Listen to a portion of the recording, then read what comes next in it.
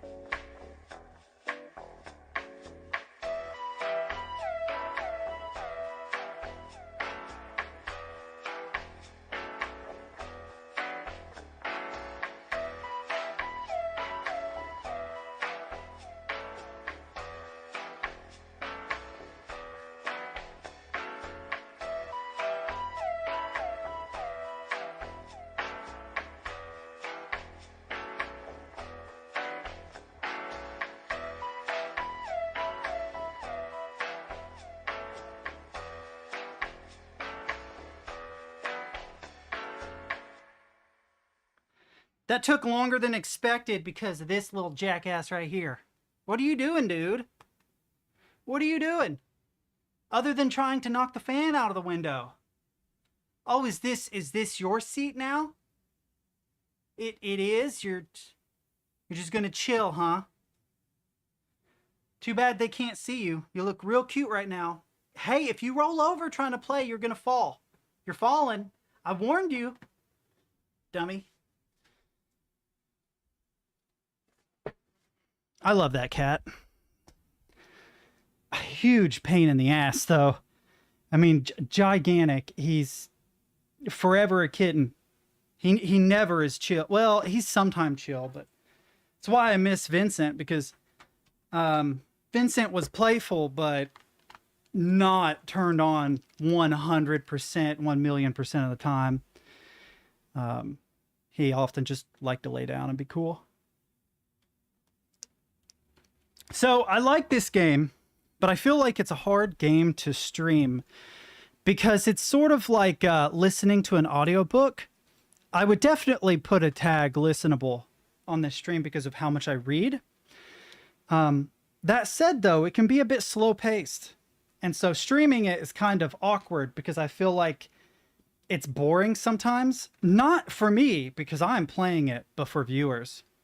So it occurred to me, I've talked about it a lot. Hopefully that didn't just knock me off the internet. I've talked about it a lot. But I think it would be interesting to break up the stream.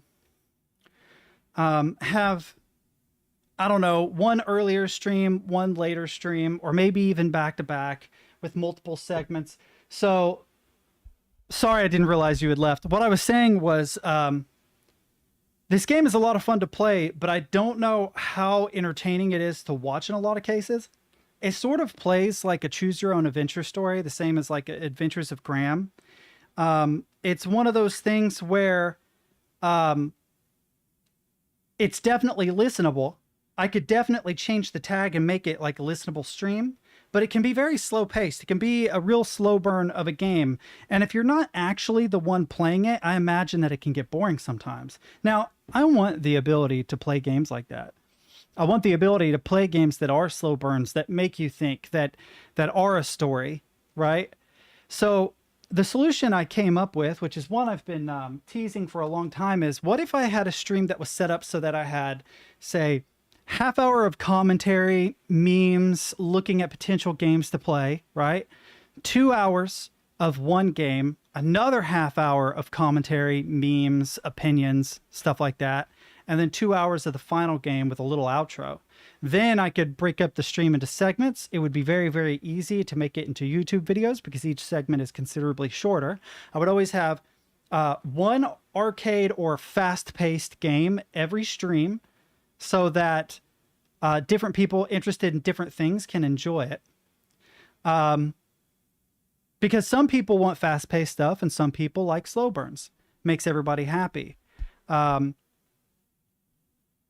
would then, whoever requested the game, assuming I'm playing a requested game, they would get the first game. Well, they wouldn't get the first game of the day. They would get the game that is more conducive to their time zone. So say I play from like 1 to 6, right? It's 7 hours later in Finland. So that's 8 to 2 o'clock in the morning. It makes sense if someone from Finland or Germany or Europe in general, if they request a game, that's the first game I'm going to play that day because they'll be able to view it. And then if, say, somebody in the States or Mexico, South America, something like that, they request a game, I would put that at the end of the stream so that it's better suited to their time zone. Does that make sense?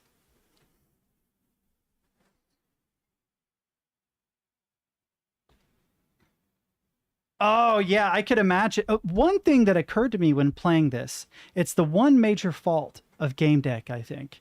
I wouldn't even call it a fault, but it's something they should have considered. Multiplayer. I really think that multiplayer would make this game amazing.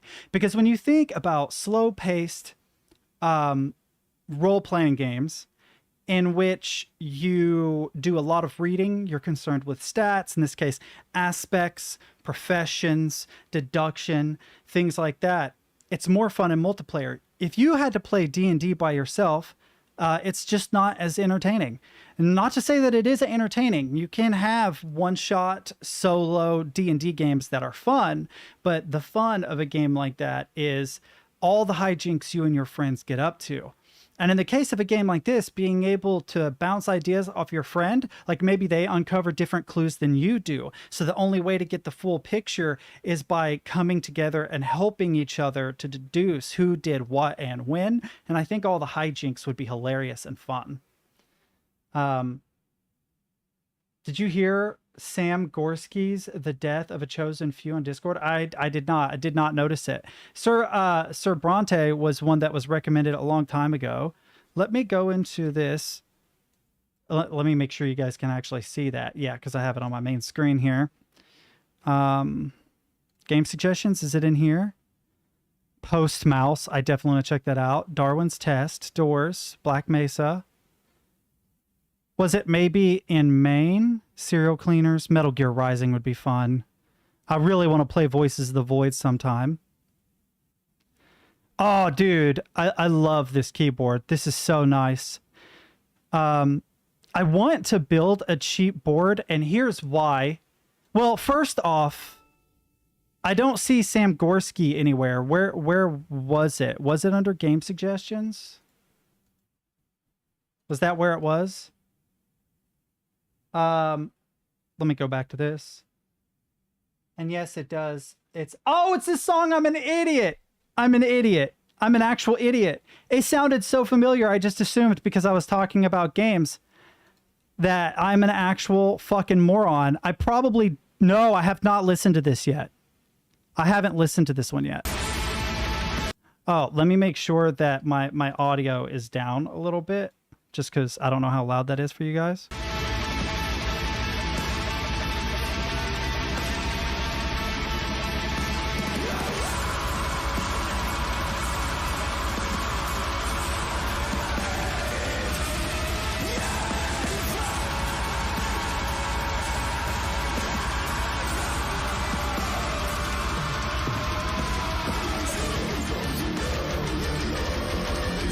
All right, so I have a very important question. Is this the same Sam Gorski I think it is? Is this the same Sam Gorski I think it is? The guy from Visual Effects Artists React? Is that true? There's no way it's the same Sam Gorski, right?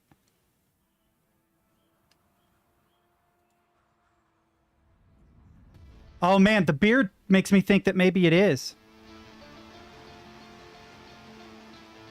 I hope you guys can see this. I actually don't know. Yes, okay. Good.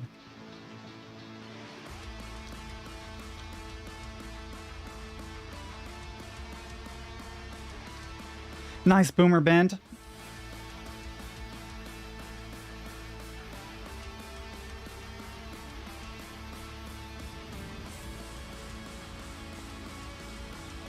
Seven string, classy. Reverse headstock. Wait. Single coils?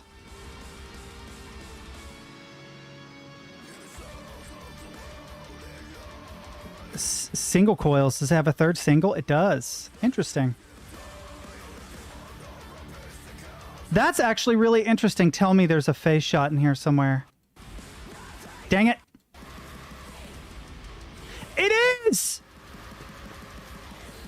I think it's the same guy.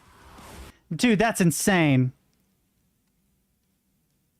That's insane. And here's why that's insane. Because I'm pretty sure... Well, I'll just Google it. Visual Effects Artists React Sam Gorski. So this is Sam Gorski. He's a part of VFX Artists React, or Corridor crew on, yeah, Corridor. Yeah. Is that the same guy? He looks similar. Also, not bad. I would go more into it, but I don't know how many people really dig metal on the stream. I love metal, and that was really fucking good. But I don't want the beginning of my stream to devolve to me just listening to, well, it could be worse. Let me go into just chatting. Please remind me to get out of just chatting because I'll forget. And I'll keep chatting for just a second because one thing I was going to mention, go back to Discord here. Oh, please let go. Makes me wish I had a Linux setup because switching between screens is a pain in the ass. Under keyboard stuff, I love this because I discovered something. So I've been practicing a technique called shorthand, specifically an American shorthand called Greg shorthand. I just misspelled shorthand. Of course, this is where I looked up the book later. It was originally published, I believe, in 1916, but it's a way of writing, if you get good at it, a way of writing up to 200 words per minute. I actually prefer heavier metal. Don't get me wrong. Like I occasionally like some melodic death metal. I love Opeth, for instance. I also like prog metal, prog rock, like Tool. Tool is one of my favorite bands of all time. I also like industrial music, like 9 Inch Nails, but there's one I'm forgetting that's really, really good. Three Teeth. I like Three Teeth, for example. I like, give me a second. I saw this one guy in concert, and I can't remember his name. In industrial with homemade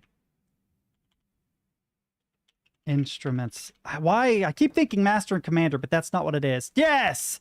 The one-man industrial doom metal band, Tristan Schoen, author and Punisher.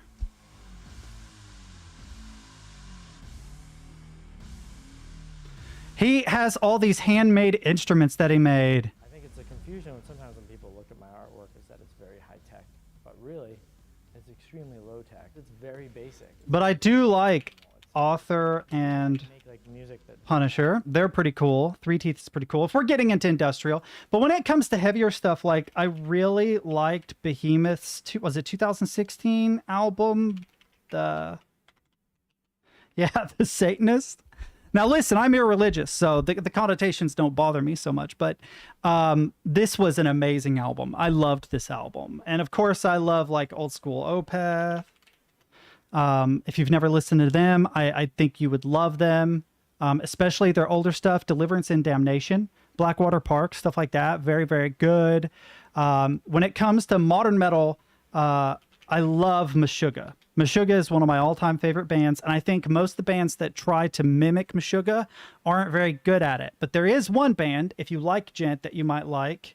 Yes, Viljarta. Or Vildarta. Wildheart. Love this band. I love this band so much. They're so good.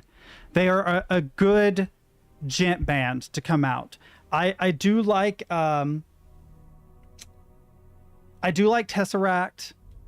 There's a couple others. I love Animals as Leaders. I'm not super big into Tim Henson, but I recognize how good he is. When I think of guitarists like that, that I'm really interested in. Let me see if I can turn this up a little bit.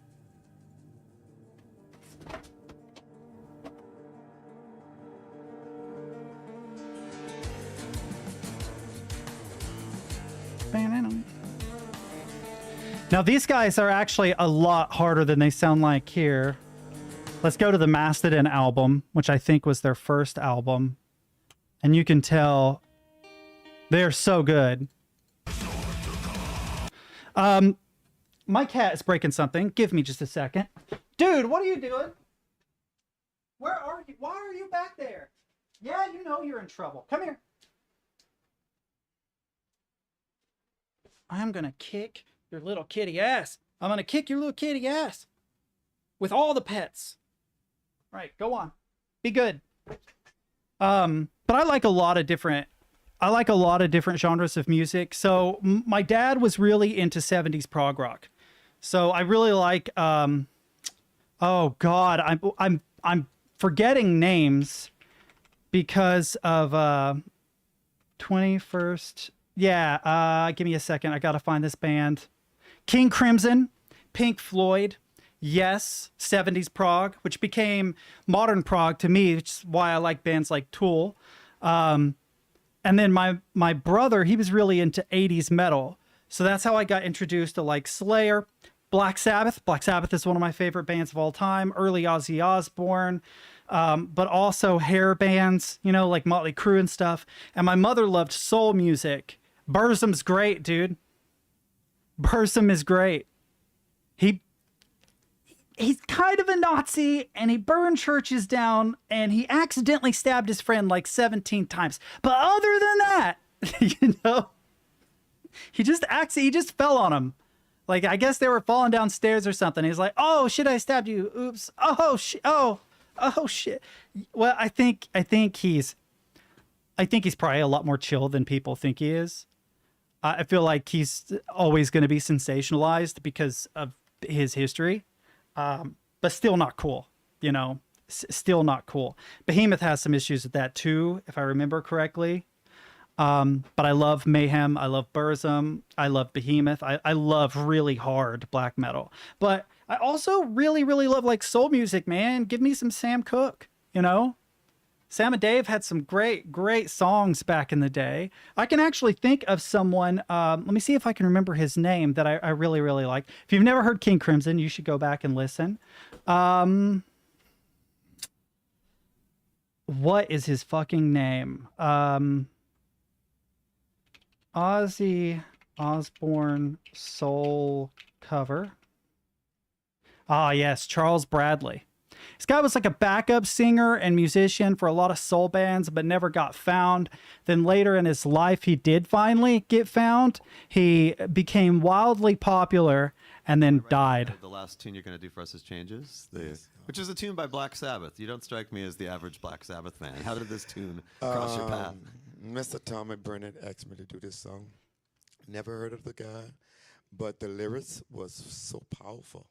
And that was going through the crisis. My mom was very ill. Cannibal Corpse. I was watching her suffer, and then it's hurted me to my heart. So like grindcore stuff, I'm not a super huge fan of, but I still respect it and like it. The music that I listen to, I want it to strike that middle ground between having melodic elements like good musicianship and heavy. If you can somehow straddle that line just perfect, I will love your music, which is why a band like Viljarta is one of my favorite bands, right? See, I'm not as big into Periphery. I used to listen to Periphery before they were Periphery, back when Misha Mansour was Bulb. I also pissed Misha Mansour off once, by the way, on Facebook. Like, we actually had a back and forth, and he really was not happy with me. Mostly because people were asking, like, how much money do you make? And he got really offended by that. I didn't ask that question. And so what I did was I posted a little thing that's like, this is how much money I make. Exactly. It pissed him off. But anyway, Bulb was great. I loved Bulb. The reason why I don't like Periphery as much, well, let's listen to him really quick. I feel unhappy. I love good soul music, man. I feel so sad. I have lost the best friend. Just such a good vocalist. But the reason why I don't like Periphery isn't the musicianship, it's the vocalist. I'm not a big fan of emo-esque, screamo-esque vocals, like a lot of metalcore. They all sound the same to me. The music is amazing. The guitar is amazing. The vocals kill me though, dude. Not bad. I haven't heard this song, so if he stayed like that, I would be happy.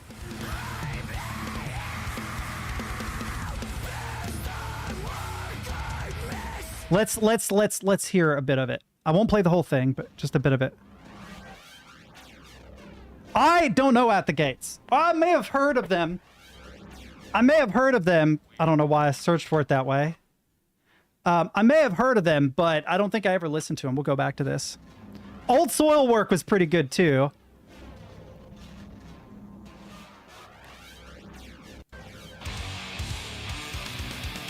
Yeah, very classic. I love it. This is cool.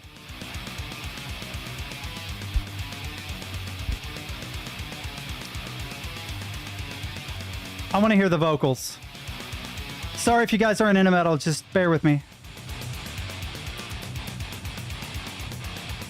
dun, da, da, da, da, da, da.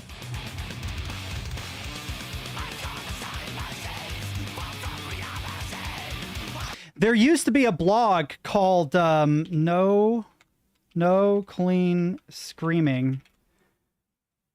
Oh no, it's gone. No Clean Screaming. Used to be a blog where you could find really, really good metal if you wanted it. You can look into this. Yeah, just really, really, really good stuff in here. They introduced me to a band. I don't know if you've ever heard of them. Yeah, Anal Northrook. I don't know if I ever shared this on stream, but it's so brutal, dude. This band is just so insanely brutal. I love it. And I was introduced to it by No Clean Screaming. Jam into random metal music before we play Gamedec. Everhood will be later this week. I have a doctor appointment tomorrow, but I'm hoping that day after tomorrow we can begin Everhood. Stid said that it was really good, and I know you said it was really good, so... Yeah, poor Brant. I'm sorry, Brant. Just mute us for a while.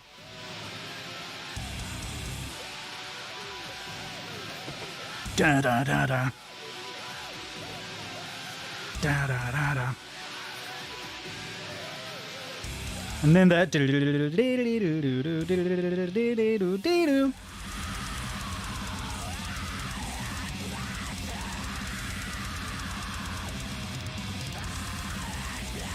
Okay, so I'm not going to continue at that because I could see how that would be a huge turnoff for people not in metal. Another thing, like when I was talking about the emo screamo thing, old Bring Me the Horizon was amazing.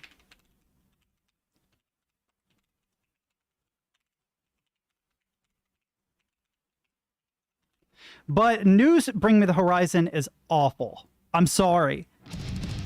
But I used to love this. I knew how to play this. Once upon a time when I could actually play guitar, I could play this. It's just B standard if I remember right. I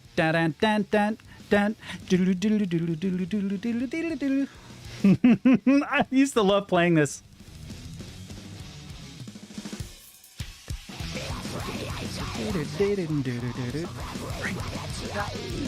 The minutes are hours, the hours are days. Feeling that. Oh wow! Actually, I've heard of this before, but I've never actually listened to it. That's yes. I knew it was some goofy. Oh please, we gotta hear it. Do to help them. Well, if this were the movies, which it is, we'd think of a clever plot device. Like driving their car so they won't be recognized. Right. 2, 3, 4. Oh, yeah! Wait. Dr. Teeth, you got what I need. Hold up. Wait.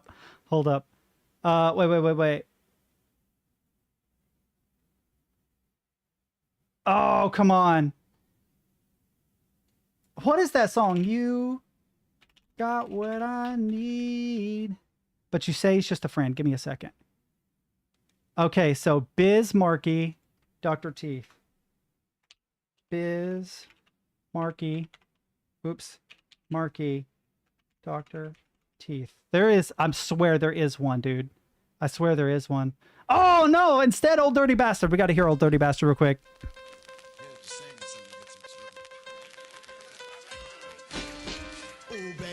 Like it raw. Oh, baby, I like it raw.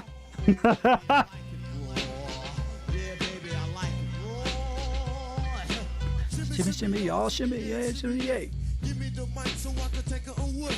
Off on the natural charge, bon voyage. Yeah, from the home of the dogs. So, I listen to a lot of music, and even though I'm from the West Coast of the United States, 90s East Coast hip-hop was the shit.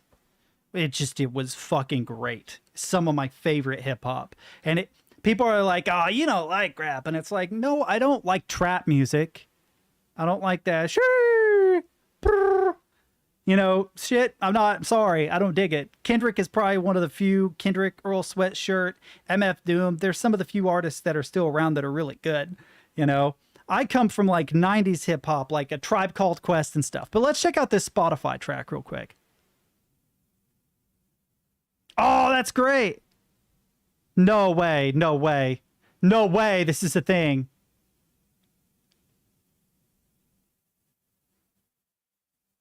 It's just going through and not playing anything.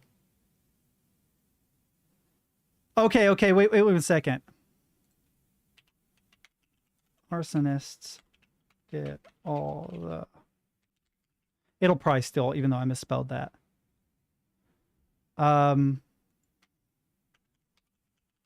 It might be because it's using the doctor... Oh my god. Oh my god, Brant! I didn't know you listened to such brutal music, bro.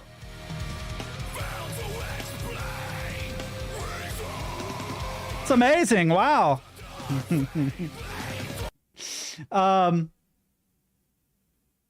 Yeah, I'll remember this. I was like, I should save this for later. There was one other group I was going to try and look up, but I can't remember now what the hell it was.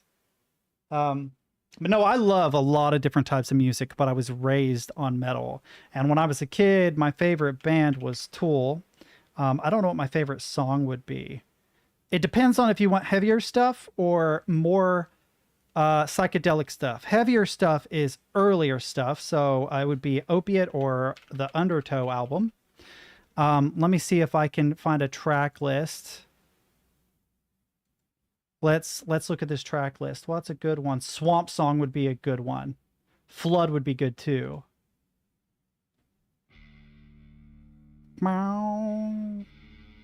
Let's see. Maybe Swamp Song is faster, I think. The bassist for Tool is so good. Both the old one and the new one. Whether you're talking about Paul Armour or... Oh god, I forgot the new bassist's name. How did I forget his name? He's so good. Meant nothing. Quicksand. Why don't you watch where you're stumbling? It's been a long time since I've listened to this.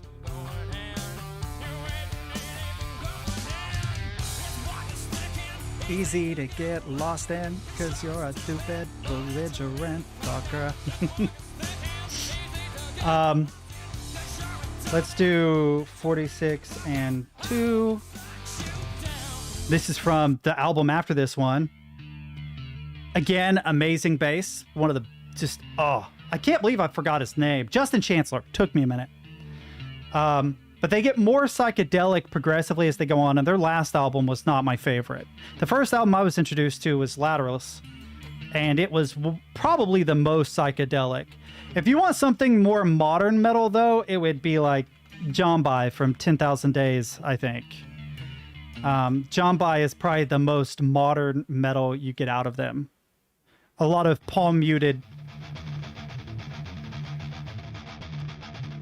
But yeah, one of my favorite bands. 9 Inch Nails was one of my favorite bands in high school, too.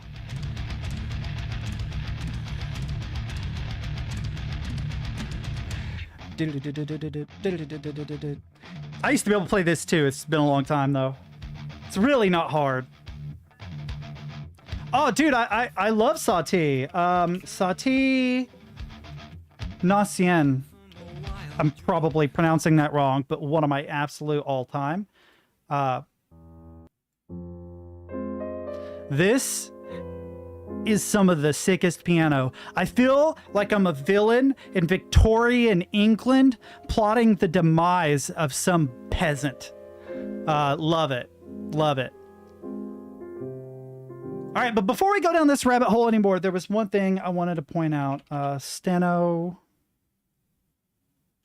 Let's look up Plover. So the Open Steno project. Is it the blog?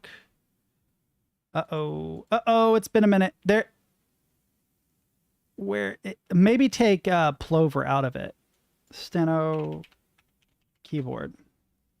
Yeah, Steno keyboards. So they have this new miniature keyboard here, the Polyglot, that they're selling for $125, which has gone up, by the way. It was just $100. I don't know why it went up. And I'm sorry, I know this is dark. Oh, it is on. What? That's interesting. I don't know why it's still so bright. Sorry. Here's what we'll do. We'll shrink this. And it looks like a cool keyboard because you can very quickly jump between a traditional QWERTY keyboard and a steno board. And steno boards are different. So like their actual steno board is this guy, the Uni V4.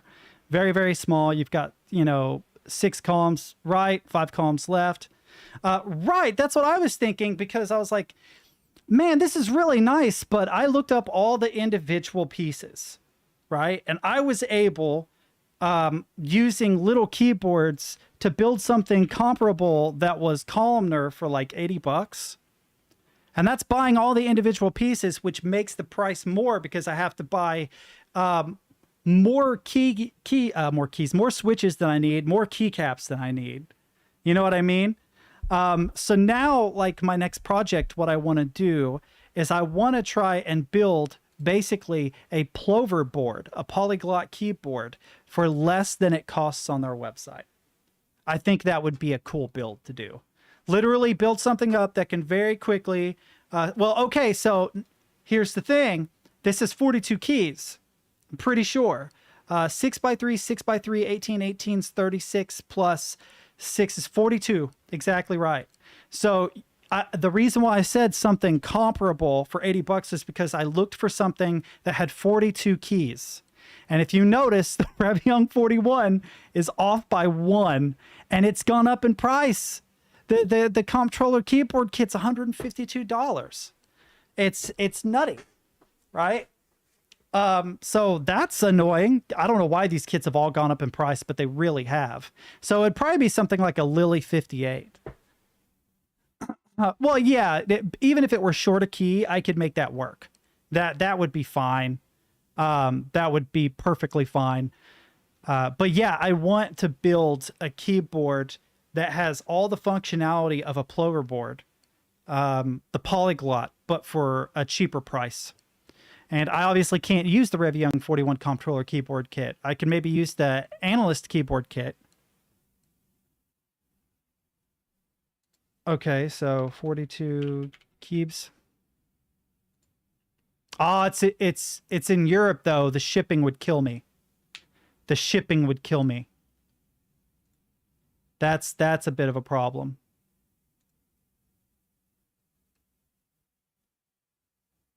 It probably would end up costing me about the same thing after shipping to get it in the States, which is a bummer. But there are other websites too. I think Board Source is one that is in the States. They sell it cheaper, if I remember right. No, it's not that board. Keyboard. What the hell is it? Oh, I spelled source wrong. Yeah, here we go. Boardsource.xyz. I think they sell it cheaper. So something like the Lulu, for instance, which would be expensive, although that looks cool. That's a cool split keyboard. Here, open a new tab, but store.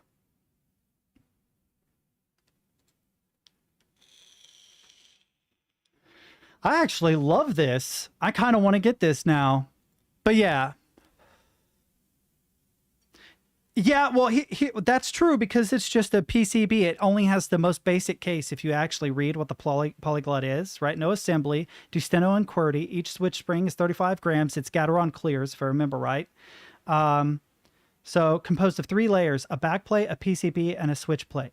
So it's telling you what to buy. Get a backplate, a PCB, a switch plate, Gateron clear switches, a set of keycaps, and you have basically this. The only thing is, I don't know if it's using QMK to switch because you chord with steno. So I don't know, can QMK do steno? Okay, when QMK speaks to Plover over steno protocol, Plover will not use the keyboard as input. So yeah, then yeah, I want to build one. Although I will say this is a pretty board. I do like the board. I think that's pretty. I like it. Oh, what? The Plover thing?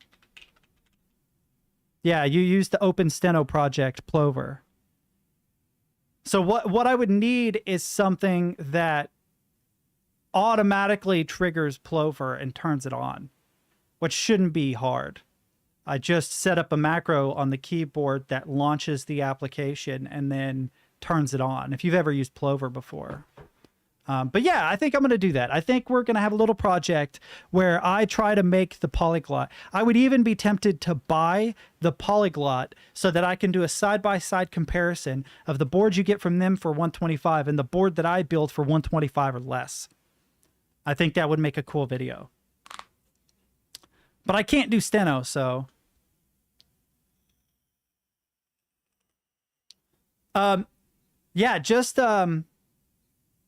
I don't know, DM it to me so it's not out there for everyone. I don't know when I'll bug him about it. So he's probably not going to get a message from me tonight, but sometime. Or he can join my Discord, whatever. I think that it would be fun, though, to do that. And I would want to build a keyboard for cheaper that is, say, split columnar, so that you actually have a more organic, orthopedic setup for cheaper. Right? I think that would be cool. I'm going to go top off my coffee really quick. And when I come back, we're going to play Gamedec. So I'm going to go ahead and switch it over really fast. Edit settings. I hate that when I bring it up, there's like 6 games that pop up. Game Dev Studio. Game Day Live. No, Gamedec, please. Thank you. Save. All right, boys. BRB.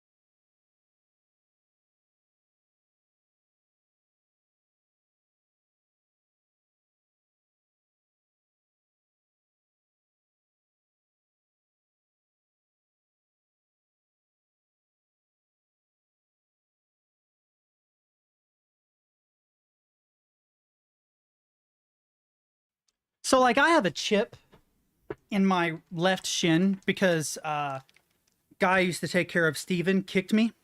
I startled him and he had like steel toe shoes and he kicked my shin really hard. So there's a chip in my shin, a chip bone. That little shithead of a cat had climbed in through the window and wanted out of the room and ran into my shin so hard it hurt. Let me see. Whoa, there's a bunch of stuff going on. Bring this up. My friend has a split keyboard, has steno on it. I felt like a dummy a few days ago. I totally forgotten that Intel is the only GPU manufacturer with VP9 hardware encoding, which is experimentally supported in the RTP protocol, while AV1 is not yet. VP9 is still much better than H.264, so yeah, me likey. And counting sounds like a rabbit hole I'd like to get into. Yep, start doing test encodes with various codecs and parameters using Master Branch FFmpeg. Do some challenges like how tiny can I get this video while still maintaining visually decent quality. So isn't AV1, does it not, I feel like it works in OBS now, but I haven't played with it yet. I think it would be cool to increase the quality of my stream, but with the same bandwidth. I think that would be nice.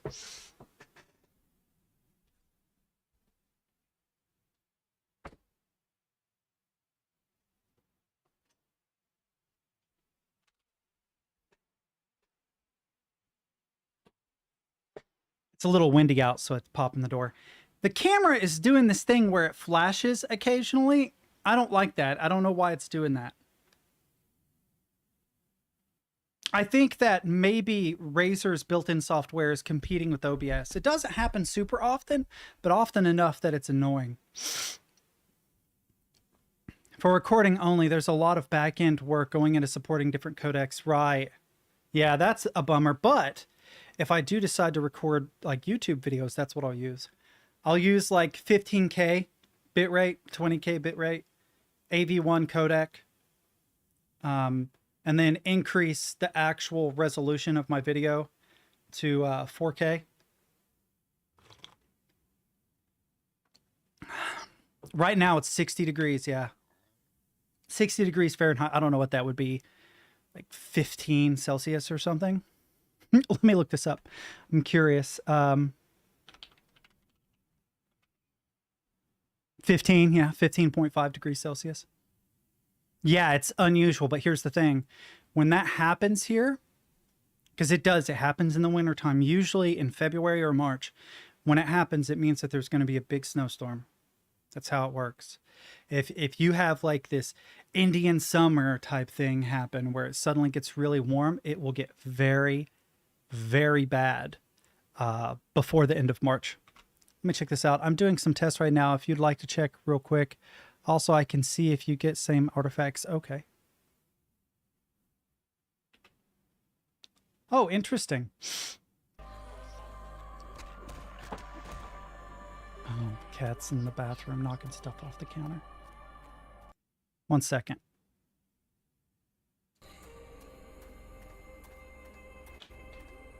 So I have stuttered footage. The quality is good, but the footage is stuttered. My throughput looks good though.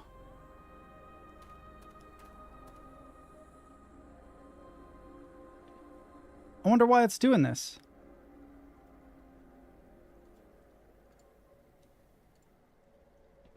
All right. Dang, yeah, getting stutter as well. Not sure if it's due to VP9 being experimental. You might want to force the quality to be lower. The problem is I need to see this because this is Twitch, right? I need to see this directly in Twitch, but I don't know how to do that. Because if I look at it in Twitch, there's statistics for nerds. I could look at the statistics from my end and see what it does.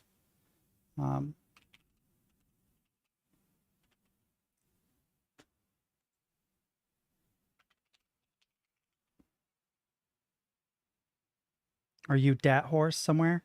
Dat Horse?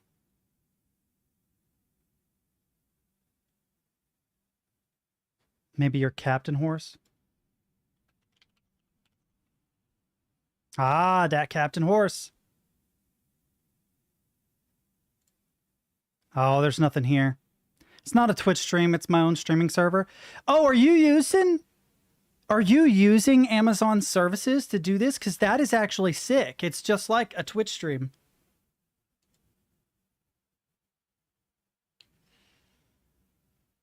That's actually really interesting. Let me try reloading this, see what happens. I'll keep it small. See what it does. Oh, did you end it? I will say the quality is good, but the stutter is an issue. The quality is really good, though. What is your bitrate on this, just out of curiosity?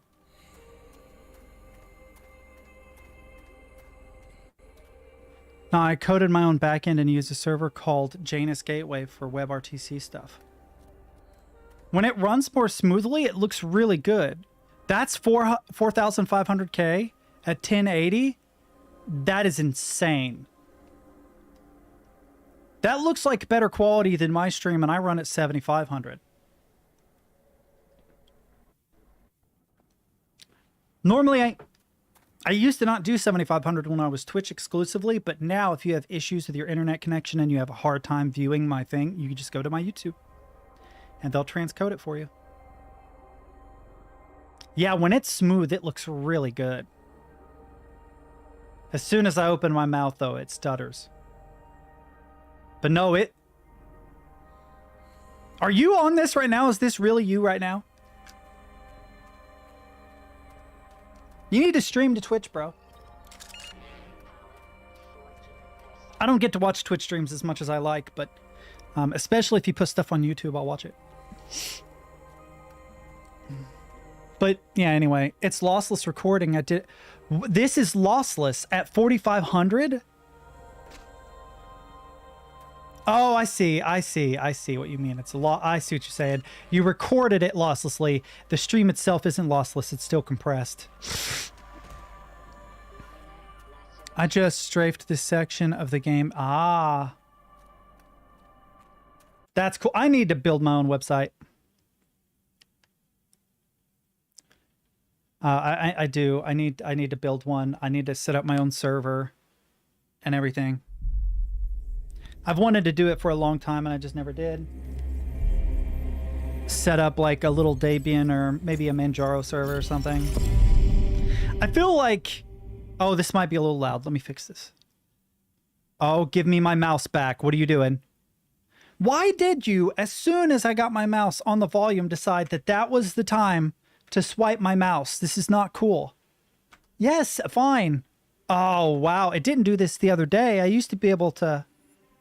It's changed something in the... Yeah, no, it's full screen window. There we go. 15. There we go. Let me make sure that this is on the right thing. So, we found 314, and now we're reliving the day.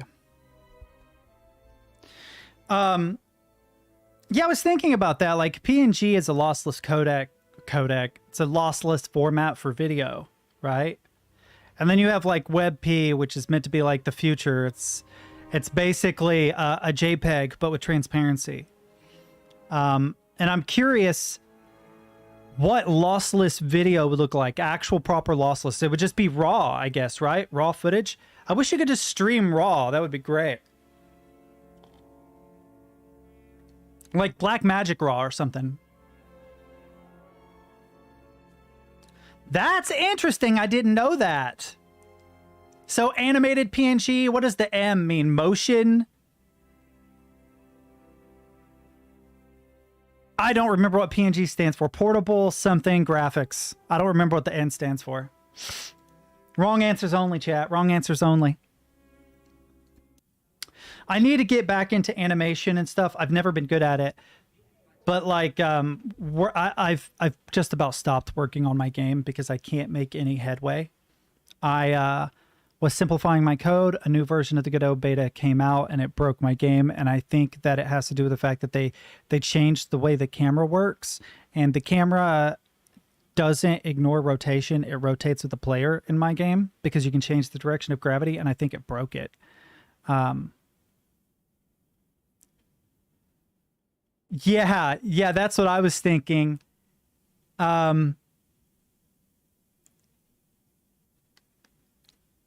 Black Mesa has a proprietary compressed lossless codec called BRAW, if I remember right.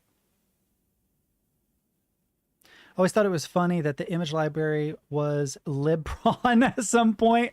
I think they just call it libimg now. That's funny. That is funny. All right. So we're replaying our first day with Geoffrey Haggis, but we're trying to find his Diginet, which is a copy of his wife, only a copy that actually likes him. A harp. For ages, the instrument was has attracted both artists and common mortals. Why common mortals? That's weird. Made of an authentic exotic wood, richly encrusted with ivory, the petals were probably golden-plated, expensive stuff. Let me check a couple things. Oh, I have to stay. I wanted to check the computer, but I can't. I can't enter that. Shattered glass is still here. Shards of glass. The Haggises could afford glass dishes. Why wouldn't they break expensive containers with all that money? Examine the shattered glass. It smelled of berries and chewing gum. I remembered that smell. There had been a stain on the floor, and it smelled similarly. Among the shards, I noticed a label. Blue Mistress. The name was embossed with gold on real paper. The words under the brand name read, "From natural hillsides of Belize." I took a hollow photo and posted it online. The vintage was 2154. The bottle must have cost a fortune, literally. Right after I entered the tower, it turned out I wasn't listed in the security system. I had to go through the full registration process.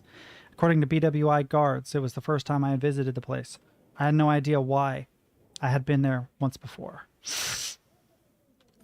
So yeah, I think this is proof that the real world is the Matrix. So sorry, Stid.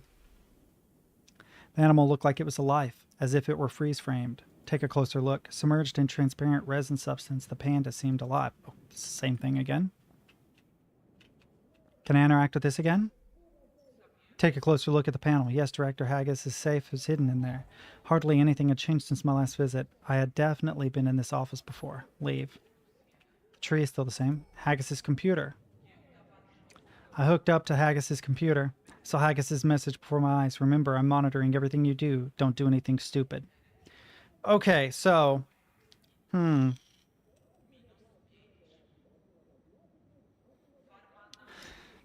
ran a few security analysis programs. Alert systems activated immediately, flashing the BWI. Continue the analysis. I ignored them and got a fuller understanding of the security system. I had never seen anything so complex and functional. Haggis realized I wanted to take a look at its safeguards and allowed me to show authorized users. Who had authorization to access BWI secrets? Geoffrey authorized my request to display the list. The screen showed 2 users, Geoffrey Haggis and CEO John Nabah. That was all Director Haggis allowed me to see. Could there be anything else? All right, check the Diginet's access. The Diginet had very restricted external access. Or activity was limited to local data, mainly entertainment. Hollow movies, music, simple adventure games. And while I gained access to her logs, the most recent ones were suspiciously short. 2. Analyze logs. Her most recent activity was recorded just before midnight. There had been no entry since then, as if she had suddenly vanished. Without rushing, I analyzed the log structure. There couldn't have been manipulation. No one had messed with it. Look at the local architecture. I checked the connections, the computer-controlled couches in the gaming room, but there was something else that ate up a lot of resources. There was a private Vertrillium server, Eleanor's sanctuary. Haggis had his own sensory world. Re-educator is probably better. Look for sexual activity. In his private world, the digital copy of his wife, Haggis, could do, well, anything. I discreetly looked for records of explicit activity. Director Haggis. I didn't see an image, but digital data suggested that there was enough footage here for an adult series starring Geoffrey and Eleanor, playing key parts. Should I make a copy of his porno chat? He's watching everything I'm doing, so it's probably not a good idea. We're going to drop the find because past choices will affect me. I decided not to snoop around any further. These were private matters. Besides, he was watching my every move. Look for traces of a break-in.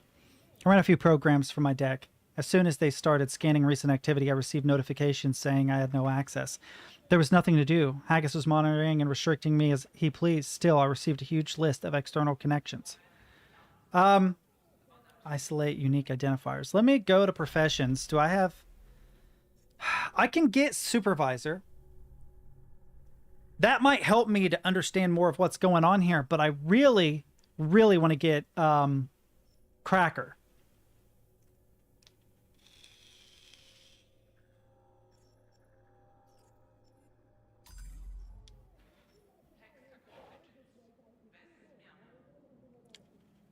Trace back recent connections. I analyzed the external connections from the last 24 hours. I didn't notice anything special, but that didn't mean there had been no break-in. The security system's design surpassed everything I had seen so far. BWI spared no expenses on safety. I disconnected from the computer. Anything else I can interact with? Let me do a quick save here, and I'm going to exit the office and check the computer outside.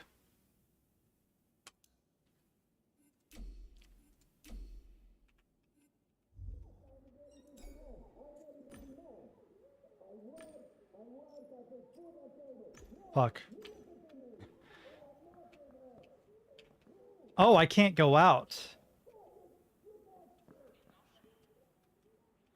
There's nothing else I see that I can interact with.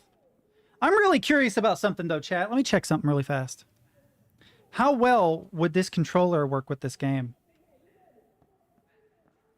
Oh, that's sick, actually.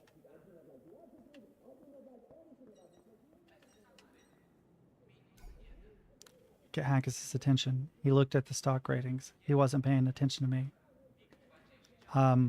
Oh. Director Haggis. Do you have anything? I'm going to go back to the mouse, though. Let's see. What do you think, chat? What's under more? Talk about the previous job. Back. Talk about the Diginet. Ask about his wife. Share your theory. Ask about their argument. Ask about the sanctuary. Let's start with not sanctuary, but the wife. Why don't you tell me something about your wife? There's nothing to talk about. She's a fucking alcoholic. But do you love her? What kind of question is that? Get back to your investigation. Ask about their argument. When I came in here, you were arguing with your wife. What was it about? How do I... She knows about the other one, about the Diginet. Strange as it might sound, she's jealous of herself. Talk about the Diginet. Tell me more about this Diginet. Did you know that Blue Whale's Interactive... Why are some of these words written a little higher? Do you notice that? Blue Whale's Interactive is the only company in the world that can create human psyches. Diginets are the result of the procedure. They are psyches that habit artificial brains known as rendons. Eleanor was responsible for operating my computer. She monitored the couches and took care of the administrative issues. Sometimes we talked. I can't do either of these. Ask about sanctuary. About the sanctuary, what is it exactly? How would you design a place for somebody you care about? Can you imagine being in such a situation? I made a place for her, an apartment with a beautiful view of the city. I also taught her how to modify it to her liking, to make her happy. How's Fredo? That case in Twisted Perverted wasn't easy. It still haunts me. What? What are you talking about? Tell him about the jester. Can't you remember the freak dressed like a jester? He was the one responsible for the whole story, a nasty and disturbed figure. I don't know anything about a jester figure, sir. Ask if he remembers me. Director Haggis, I'll ask you outright. Do you remember me? Strange question. I've never seen you before. How come Haggis didn't recognize me? I meet hundreds of people every day. My Obacoin tracks their names and hobbies for me. No offense, but you have an indistinct face and my device has no memory of you. What about the net? You haven't seen me there? I'm pretty popular. I've got thousands of followers. Great. Let's drop a strange subject. Get back to work, Gamedec. Fuck. Okay, share my theory. I have a theory, apparently, but I don't. Well, what do you have? What's wrong with reality? I never left the tree of knowing. Is it possible that I'm... Wait. Let's read all these. I got the impression that I'm taking part in the events I've experienced before. Haggis doesn't recognize me and acts like I'm meeting him for the first time. Bliss's system reset again. And I've been to this office before, right? So maybe I'm still in the tree of knowing in some bizarre part of it. Is it possible that I'm in a sensory world, one that's meant to resemble Relium, something like Brahma or Brahma itself? Is it all a game? This is a dream. It's just a shame I have no idea how to wake up. Then again, I don't know if I want to wake up. I wonder what's next. And then there's something else. Okay. Then what happened to the Diginet? I have very limited data. The logs with information about the Diginet's activity sanctuary are unclear. The Diginet created based on a cycle scan of Eleanor and thus their natural rivals. Haggis's computer showed no signs of a digital break-in. Right? So she was either kidnapped. She was wiped. It appears that someone wiped her either completely. She's still in her Virtualium. She's still in her sanctuary, and detecting her had been difficult for reasons I couldn't fathom. Or I cannot put forward a hypothesis yet. I think she is in a virtual world, though. But not necessarily hers. She could have been kidnapped. Refrain from deciding. Actually, I need to scan her a little more. You're wasting my time. Let's go back in here. Oh, I can't. Fuck. All right, let's save really quick.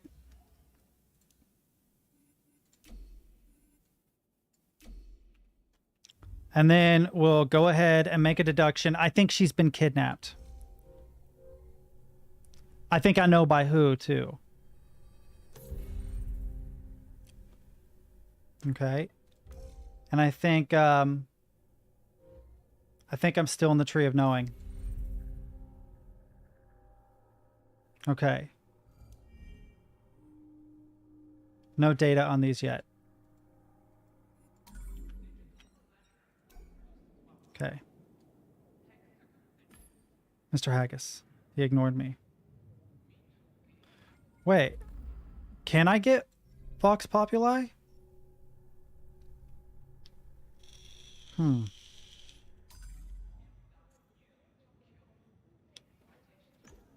Director Haggis, I know it may sound trivial, but try to calm down. Your anxiety won't help.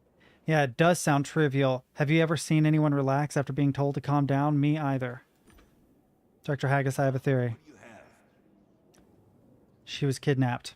I think Eleanor was kidnapped, maybe for ransom or perhaps industrial espionage. What? Kidnapped? I think so. Do you suspect anyone?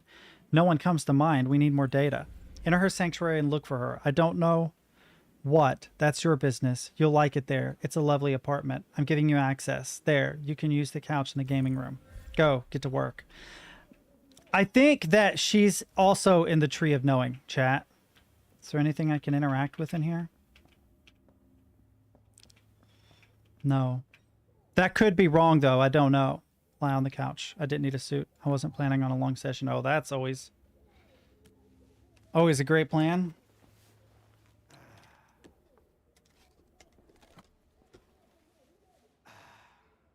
Let's see. 1 second.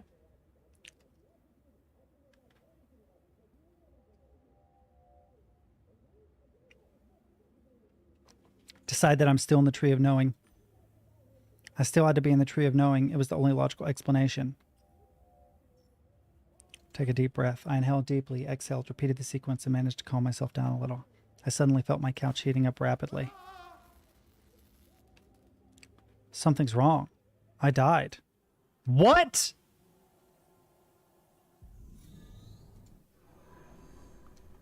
What the hell? The pain was suddenly gone. I didn't feel anything. I was numb, blind, and deaf. I was just thought. My digital body sort of disappeared.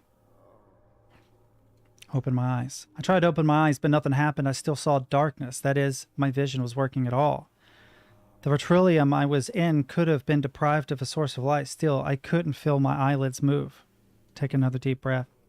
My body, if I had one, didn't move. I couldn't feel my nose, chest, nor air that was supposed to fill my lungs. I felt like I was hovering in a silent, spaceless void. I wondered why I had stopped feeling anything at all. In states of sensory deprivation, my brain was supposed to generate hallucinations. It seemed that the most probable explanation was missing avatar.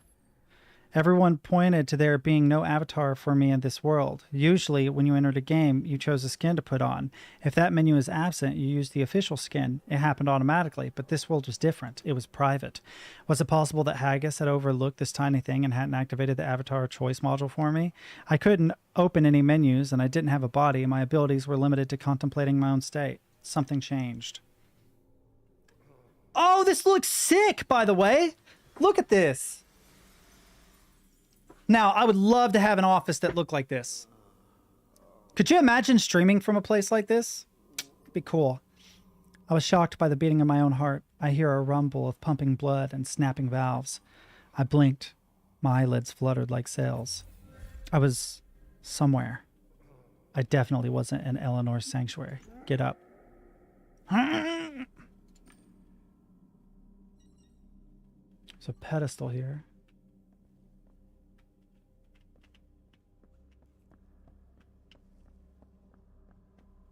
Seeing if anything's triggered. Something started emerging from what looked like a puddle. They were hands made of stone. A spherical metal object rested in them. Inspect the object. The sphere looked like some sort of metal device. It wasn't fixed to the stone hands. I instinctively opened the deck of code analyzing programs, but the list was empty. I didn't have access to them.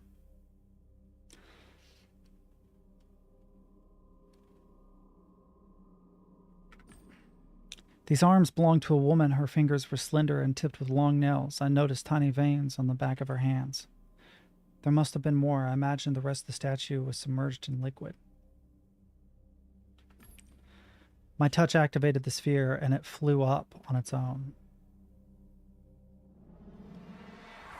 Its emitter switched on and displayed a silhouette resembling Eleanor. Welcome to Access Monday.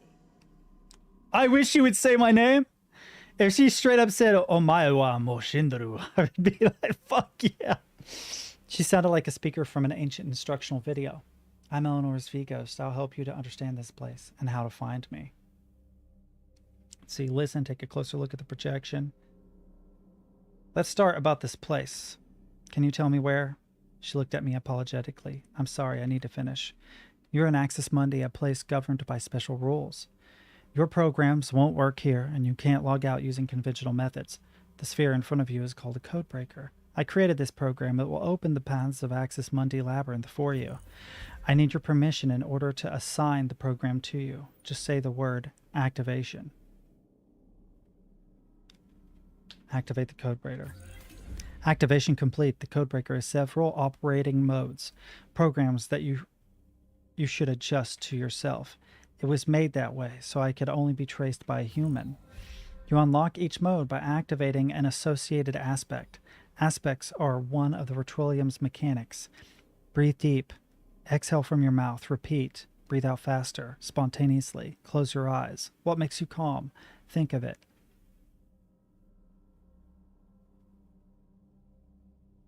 Normally, I would go with mindfulness meditation and say I shouldn't think of anything. But I want to stick within the confines of what the plot wants me to do a little bit here, so I'm just going to think of something calm. I tried to find peace among the cacophony of thoughts by taking some deep digital breaths and focusing on my body weight. I felt a hint of blissful relaxation, and a fleeting sense of happiness passed through my mind. It quickly vanished, but it did calm me down. The V-Ghost flickered and vanished. The sphere ascended and stopped above my shoulder. The codebreaker's light turned green, and it cast a beam that generated a holographic projection. I see that it worked. Welcome back. Her face lit up with a smile. She moved naturally and freely. Her movements weren't mechanical anymore, and her eyes looked more conscious, more human. I hoped she would answer my questions. Now, the codebreaker will follow you wherever you go. You can also engage in slightly limited conversation with me. React enthusiastically. Great, I'd love to speak with you. Yes, just remember that my utterances are limited for now. It's been designed that way on purpose. You'll get a fuller picture once you unlock the codebreaker's remaining modules. Let's start with infotainer. Does Codebreaker have a camera? Everything in my deck is dead. If I survive, I'd like to share this wild ride on social media with a required degree of discreetness, obviously. It has a function in analysis mode. It also provides you with detailed, authentic information and observed objects. There's an influence mode, which can open many hidden doors to you. I suggest you unlock it next. Shall I tell you about it? Ask about influence mode. Leave this place and enter the labyrinth of Access Monday. It is a complex structure, but the codebreaker will help you to navigate it.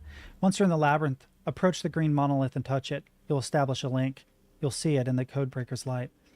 Do this 3 times and the path to your goal will become clear.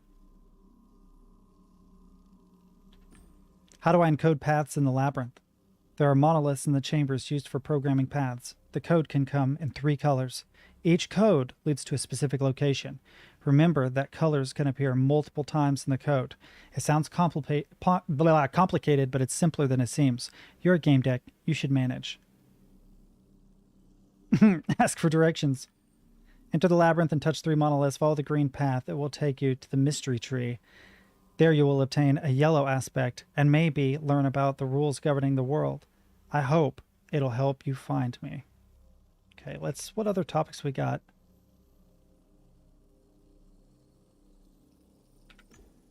What is this whole codebreaker thing? Codebreaker is the key. Why do you call it the key? To a pair of doors. First, it's a safeguard. Only a human can use a codebreaker and understand the mechanics. It ensures that I won't be found by the jester. Now it's making sense.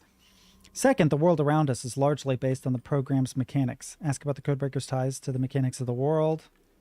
The reality around us is used to examine people's behaviors. It was a well-developed typology-based mechanic. Many links that exist here operate on major behavioral strategies: confrontational, empathetic, inspirational, and analytical. It's astonishing, but you can move around here by launching, as if within yourself, different combinations of strategies. Change the subject, stop questioning, end the conversation. I guess you know everything now. Good luck. Okay, what can I... Okay, that's the pedestal, sure.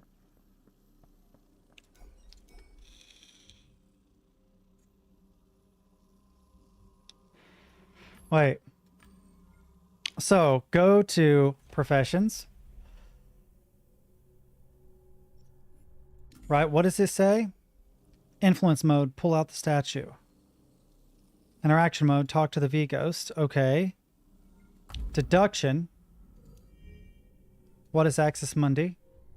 A game editor. A game created by the Diginet. A trap world. This is a trap, a labyrinth with no exit. I was meant to come to Eleanor's sanctuary, and instead, I'm in a maze of chambers and corridors. Haggis's experiment. I think Axis Mundi is some weird game created by the Diginet. It reminds me of the first computer games developed in the 20th. I don't... Examine the Virtuilium. Okay.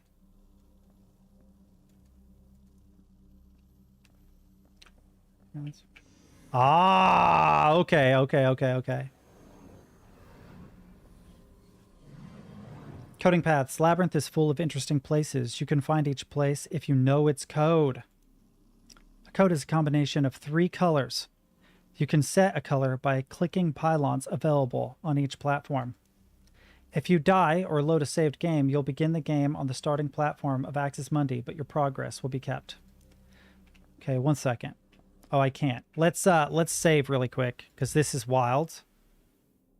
Sure, empty slot. Okay, so we have green.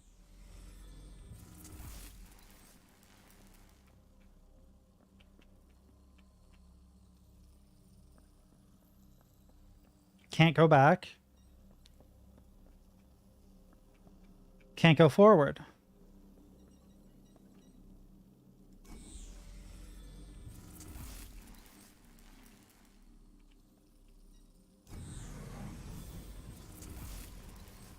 Okay, that opens up a green path. What will that do? Reset. Ah, okay. All right, we're figuring it out.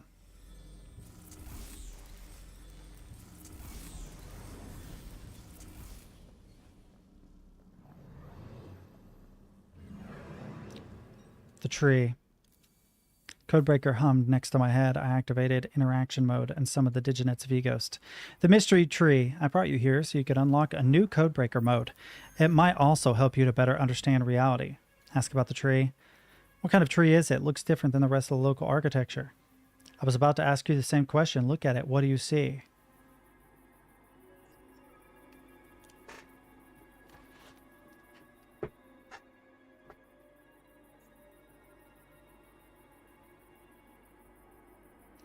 Fragment of a separate system. I call it the mystery tree, though that's just a romanticized name for data access point. You can connect your codebreaker to this point to gain access to the database. All you need is an interface. Can you tell me how to connect to the database? Take a piece of the tree, a twig or a leaf will do. It will serve as an aspect stimulus that will unlock influence mode. Expressed out. Physical UI in a game? I guess many programs take material from Virtualia. Still, it sounds made up. Are you sure it will work?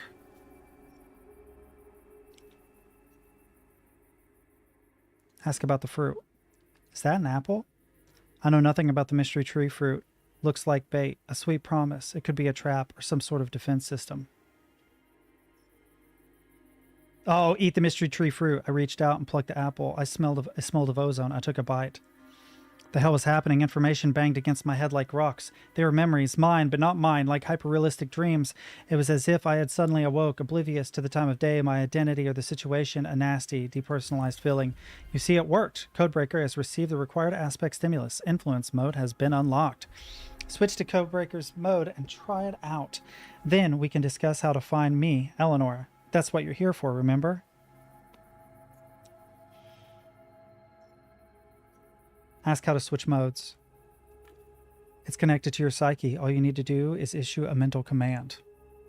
How well do you know the DMCA stuff, Teddy? Just wondering one thing. If I had a streaming service that used exclusively WebRTC, my server would just function as a relay or proxy telling me where the actual stream source is. No transcoding or anything else is processed on the server.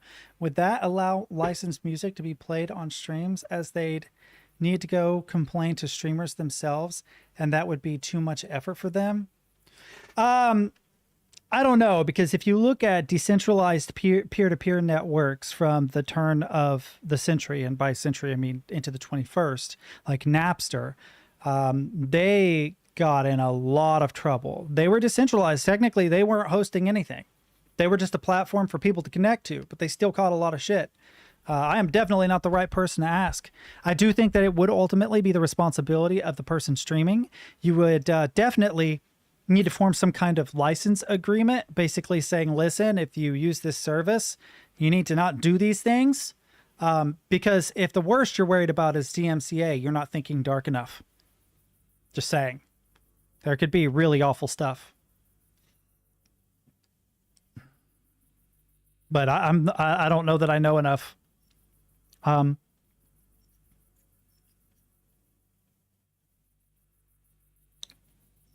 Okay, let's go to, not deduction, sorry. Professions.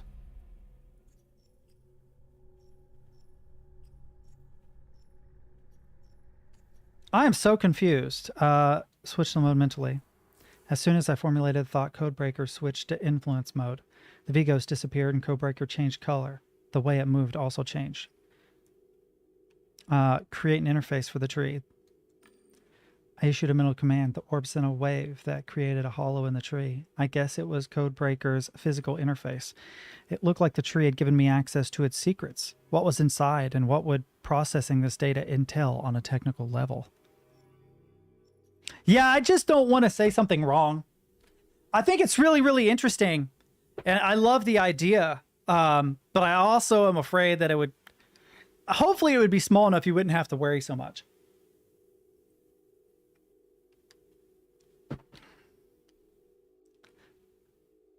Looked like the tree had given me access to its secrets. What was inside and what would processing this data entail on a technical level? Interaction mode. Consult a psychoscan. I focused and Codebreaker switched to interaction mode. Summoning indigenous V-Ghost. You called? I intend to retrieve data from the tree. How does it work? Am I going to read it? Will there be video files? Anything I should be aware of? The transfer will proceed directly in your head, a bit like Oba coins, much faster. It can be dangerous. Besides, the stuff you'll learn may change how you see the world. It may change your life. Be aware of that.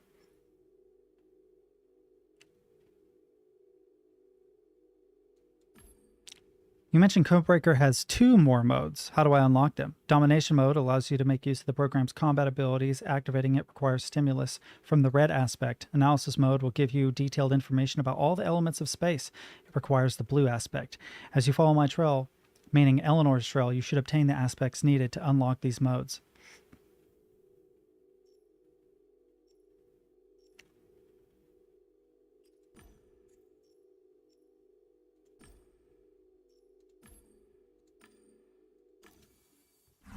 Okay, then interact with the tree.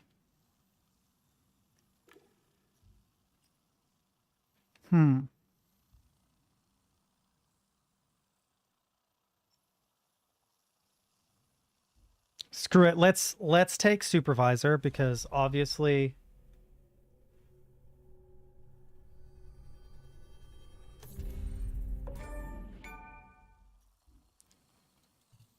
I took a closer look at the kaleidoscope. I initially thought its configurations were random, but I eventually picked up on a pattern in the way they shimmered. The pattern had to be some kind of visual message. It seemed to me the tree has visual information encoded in its crown. Can you help me to decrypt it? I can't, but the codebreaker can in analysis mode. This mode is currently unavailable. You can unlock it by obtaining the blue aspect. Unfortunately, I don't know where. Use the codebreaker. Influence mode. Download data from the tree. It established a connection, gain access to information stored within. My head was bombarded with information. It came relentlessly fast, like stones being thrown at my brain. Access tree repository, access Monday, error, no limit value set on the transfer. Data is highly confidential. Methods of scanning psyches, operations on quantum databases, recreation psyches, probabilistic system, Promacho S code name, Athena, application, simulations, confidentiality level 7. I finished out a keyword, simulation. What was meant to be simulated? Blue Whales Interactive, non-public projects, modular management. It was Blue Whales Interactive. What were they doing? The amount of data was staggering, but if I stopped the transfer, I would never be able to access again. Keep transferring. I decided to keep downloading. It all happened in cycles, in restricted geographical areas, but what made it so important? What did this have to do with? New information was forcing its way into my brain. Don't stop. I needed more data. What were they up to? Were they performing illegal psyche scans and using Golden Throne elements for it? Were they using those diginets? I wasn't feeling so good. I was having trouble catching my breath, whatever that meant in this world. More! I want a rain of fire. I could take it. So there was a warehouse somewhere full of rendons with psyches that resided in some kind of simulation. I wasn't feeling good. I was having trouble catching my breath, whatever it meant in this world. Keep transferring data. I just needed a little more. The uniform language is used for the entire simulation. I started seeing black spots. I had to. Everything happened faster in the simulation. My entire body became numb. I began to stagger. I felt like my head was going to burst open. Keep transferring data for as long as you can. I was going to reach for the sky. I had to admit, it kind of made sense. I couldn't take anymore. I overdid it. Terminate the connection. I disconnected. But how did I no longer controlled? The world started spinning and shrank to the size of a small globule, which quickly faded. There was a loud hum, and it soon grew quiet. Welcome back among the living. Oh, a familiar place. I died? Of course. Interaction mode. Talk to the V-Ghost.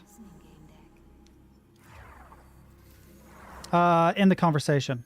That's all. Continue. End. Okay. But I got as much information as I could. I wonder if that helps me with professions any.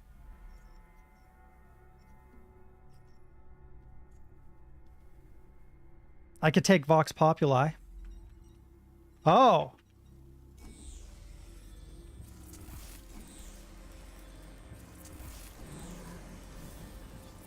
It opens up this path to the tree, if I remember right.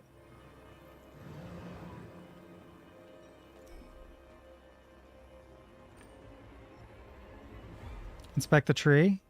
The plant wasn't even pretending to be organic. It was a digital tree-like structure that easily fit the dry and human landscape. When I looked up at its crown, at the hypnotically rustling leaves, I noticed a strange, continuous, changing kaleidoscope pattern. Use the code breaker. Alright, can I go back? Yeah. I need a new code. Oh, it's different now. Shoot. Oh,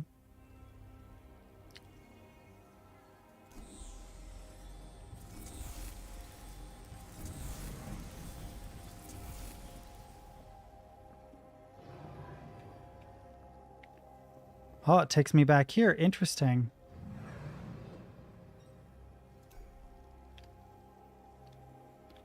Influence mode. Pull out the statue. At first, I grabbed its arms and pulled up, but the codebreaker somehow read my mind and made the structure emerge on its own.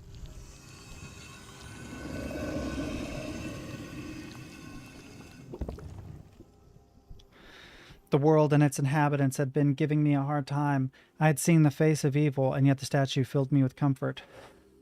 Her look was full of love and hope, but for what? A better future? The kindness in people's hearts? Compassion? Either way, I felt better. Take a closer look. The woman looked like a perfect image of Eleanor, the best possible version of a person, the one we would see inspired in our dreams. She held something important in her raised arms. Few statues hold pointless objects, after all. The pose emanated strength and sensitivity. Let's talk. You said the normal ways of logging out don't work here. Then how do I get out of the labyrinth, and how do I find Eleanor? Follow my trail. I also wish to leave Access Monday. I believe freedom awaits me outside. To reach the fringe, you must first brave the expanse, a seemingly endless road. Don't worry, I imported a vehicle from another game there. Go to the expanse and look for the next clue. Can't go anywhere except this direction here. And then... I wish I knew what the codes were. So, like, let's say I do green, yellow, green. Ah, there's a vehicle. The long straight road led past the horizon. I couldn't see where it ended. It vanished into an airy landscape. The road here was divided by a wide crevice. I've reached the place you mentioned, but I can't go any further. This obstacle could be a problem. I'm surprised I didn't know about it. Eleanor wanted you to collect an item here that would help you to unlock domination mode in the Codebreaker. Maybe it's somewhere nearby.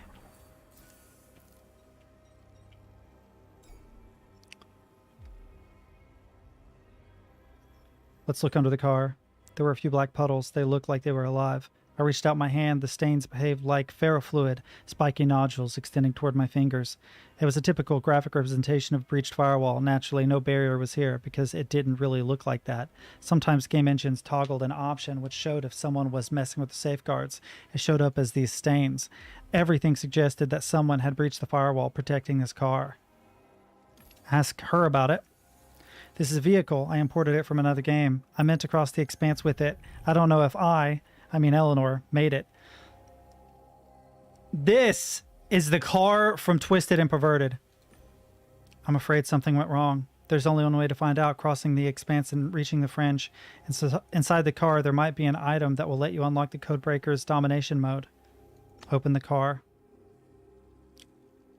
I reached for the handle, but immediately gave up. The windows, doors, flaps, tires were all made of a uniform object and no moving parts. Influence mode, gate access to the car. From what I managed to observe, the Codebreaker modified a few parameters of the car's code. I think I deleted the parameter that detected collisions with moving objects. My hand could now penetrate the car's interior. Look under the seat. There was a sheet of real paper. I took it out and uncrumpled it. Paper used to be pliable. Someone had written something on it. Want to find the gallery? Looking for inspiration? Your impatience and optimism will help you find it. Start the car. I turned the key in the ignition. The combustion engine creaked and let out a few jolts, but didn't start. I only managed to turn on the headlights. They gave off a faint light. Yellow, red, yellow. Something flashed at the edge of the chasm. A small light started blinking on the passenger side, revealing the glove box. I hadn't noticed it before. Search it. What do we have? Rings, wigs, leather gloves, lipsticks, a hand mirror, a pistol, heavy made of metal, real, whatever that means here. Look at the gun in the glove box.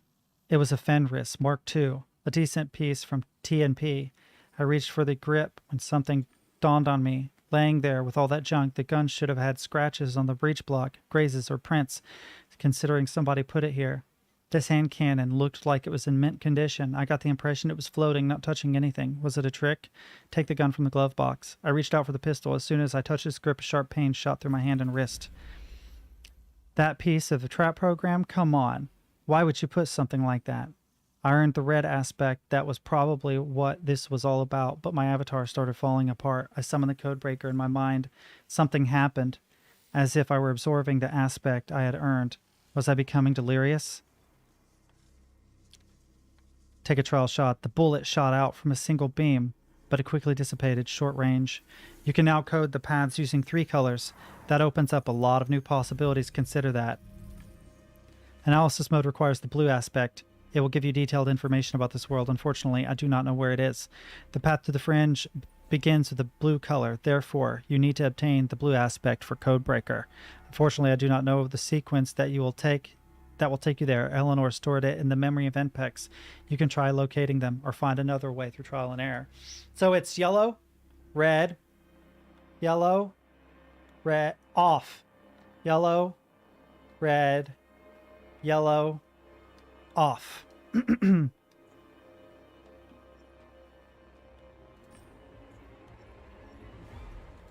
Stop questioning and the conversation continue. Okay. Clues. Black footprints led from the car to the abyss. They ended here. Glitch. The car's headlights revealed something hanging over the abyss. Was it a glitch? Take a closer look at the glitch. It looked like a flickering window. Through the window I could see scenes from a different Virtualia. A pile of pumpkins in harvest time, a moonlit bridge in Knight's Code, a guy in a kinky suit running in place, probably twisted and perverted. Using the Codebreaker, I could try to hold on to one of those scenes for longer. Maybe it would interact with the local world. Let's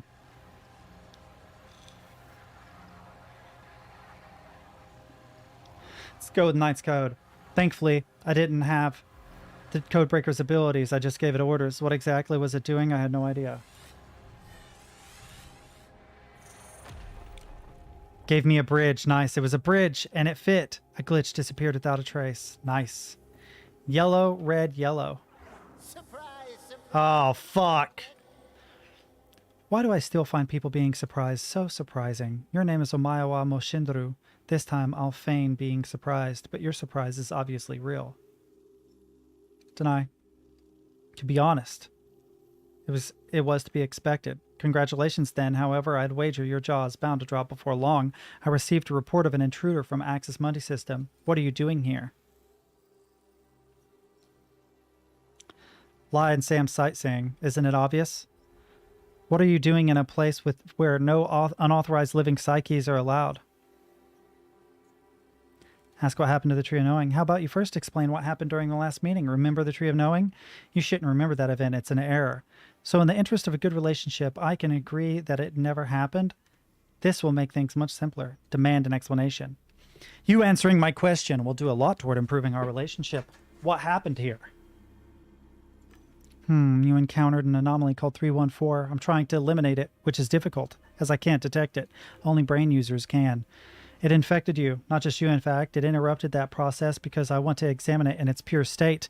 From what I was able to read, I did manage to unpack in your head, but I can't be sure. The human psyche can be unpredictable. I don't know if that anomaly is presently influencing you, which makes me doubt if I can trust you with any more information.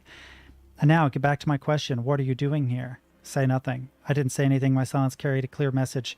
He was silent as well. He tilted his head like a predator assessing his prey. Ask what he wants. What do you want from me? You're Gamedec. How about a small job? Refuse. I won't be your errand boy. Pity. I have nothing more to say to you. Domination mode. Shoot Jester. Time to test new functions. Interesting program. Are you trying to?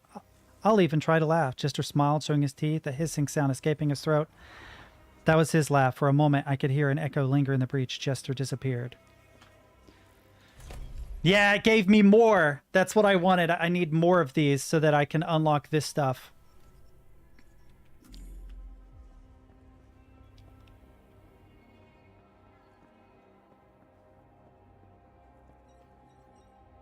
Road.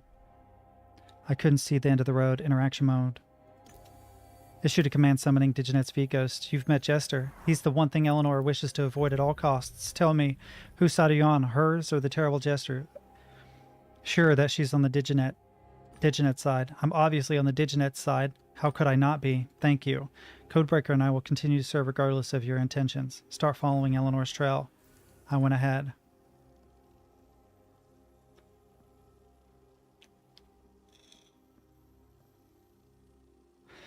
The road seemed to lead infinitely. I made my way across the expanse, but in front of me there was just an entrance to a labyrinth. Was that my destination? I've made my way across... What's that about? The Axis Mundi Labyrinth is multidimensional. You need to go through certain paths before you can access others. You can now code the paths using 3 colors. That opens up a lot of new possibilities. Consider that. Analysis mode requires blue. Unfortunately, I don't know where it is. We've read this before. End the conversation.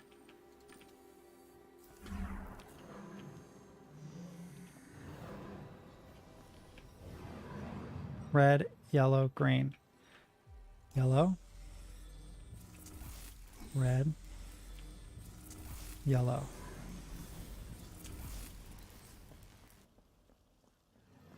That's what the car was telling me.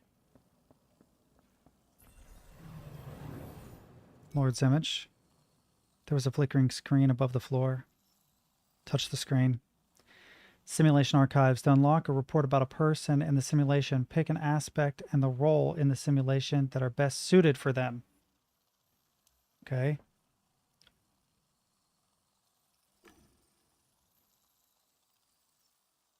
Let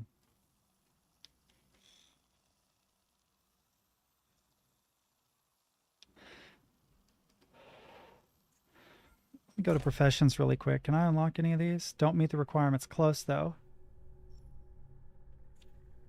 I can unlock Vox Populi.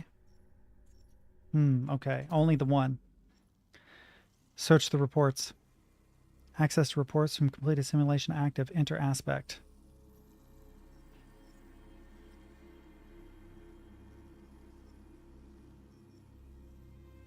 Blue? Blue, dominant, aspect registered. Enter initial role. Master manipulator. Searching. Please wait. No reports available for entered setup. Aspect role setup entered for the actor can be examined in the next simulation cycle, cycle number 317. Save entered simulation parameters for cycle 317. Warning, the previous selected setup for that actor will be overwritten. Don't save setup. Search reports. Okay, let's look at these aspects. Determination, authority, sincerity, indifference, impatience, specific, selfishness, inspiration, spontaneity, optimism, verbosity, energy, expression, atmosphere, intuition, empathy, listening, trust, compassion, service, pathism. Okay, wait. He's yellow. Yellow.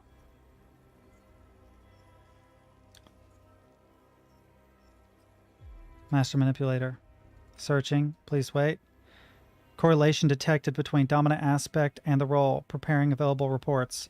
Report variations found. Enter optional fate modifier to narrow the scope of search.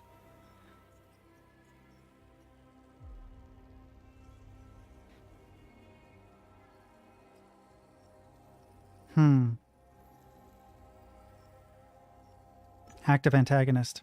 Random detrimental actor assigned. Creating a relationship network. Modifying motivation.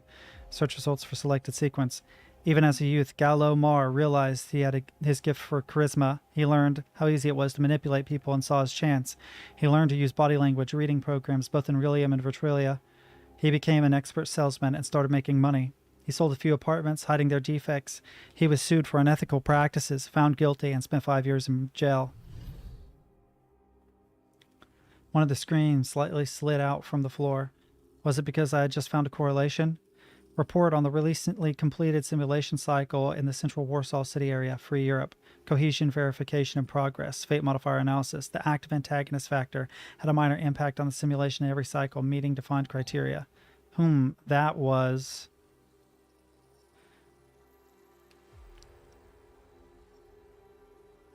Empathize with the reports. A fragment of a human life reduced to a few brief sentences. They weren't a talkative bunch. End report. Touch the screen. Lord's face and an interactive window appeared on the screen again. Analyze active cycle. Dominant aspects yellow. Role great scholar. Analyze previous cycle. Lore. Another cycle of Lord abusing the clan leader role. Recommended lowering inspiration aspect to next iterations. Leave. Okay, so there are a couple of these, right?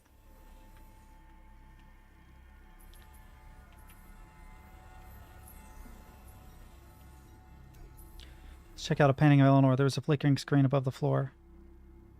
Let's talk to the V-Ghost really quick. Oh, never mind. There's nothing useful here. Click this. Touch the screen. It was Eleanor's image, and there was an interface window. Okay, so let's look at her previous cycle. LED, okay, 315. As per Director Haggis's instruction, each cycle this character is assigned a female slave role with increased empathy. Active cycle. No information or input parameters. We don't know why Haggis's DigiNet wasn't present in the start of the cycle, the same as in Gamedec 314. Interesting. Search reports. Hers is empathy, which I think is green. Yeah, green. Green. Enslaved DigiNet. Searching. Please wait. Correlation detected between the dominant aspect and the role. Preparing available reports. Enter optional fate modifier. Ally support. Random conductive actor assigned to relationship network. Searching results selected sequence. Waiting for a brief report. Eleanor was created by Dr. Jeffrey Haggis at BWI Labs. He gave her exceptional sensibilities and never sent her to school. Kept in a confined digital space, Eleanor developed synthetic skills to the point of extrasensory perception. Although she couldn't grasp the scheme a certain jester put her in, she managed to escape her prison and came to understand reality. Interesting. The screen slid from the floor again. It seemed that correlations could get me not just reports, but access to a secure screen. Report on the recently completed simulation cycle 315 in Central Warsaw City area, Free Europe. Cohesion verification, blah, blah, blah. Fate modifier. The ally support factor had a minor impact on the simulation in each cycle, meeting defined criteria. Express sympathy. All of my body felt as if I had lived an episode myself, which was interesting. Okay. Leave. And there's one more.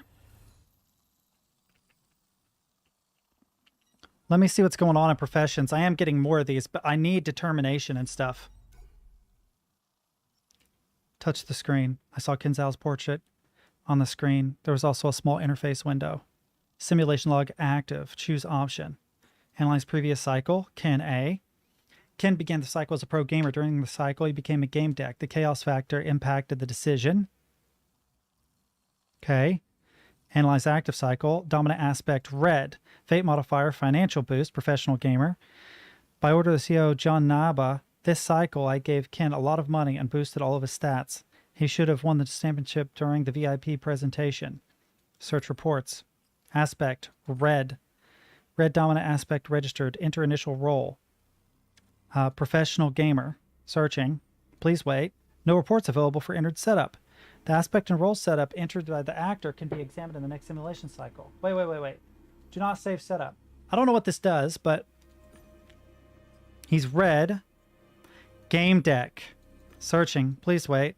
No reports available for the entered setup. The aspect and role setup entered by the actor can be examined in the next simulation cycle. Do not save. I don't know what this means. Analyze the active cycle. Dominant aspect red. Role, professional gamer. Fate modifier, financial boost. Okay. Previous.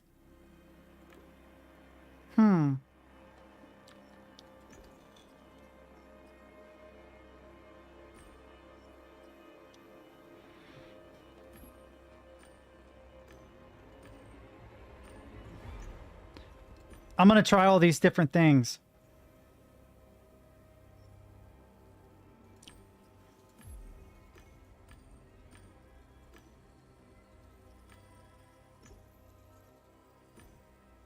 Okay, try red with these. Sensory celebrity.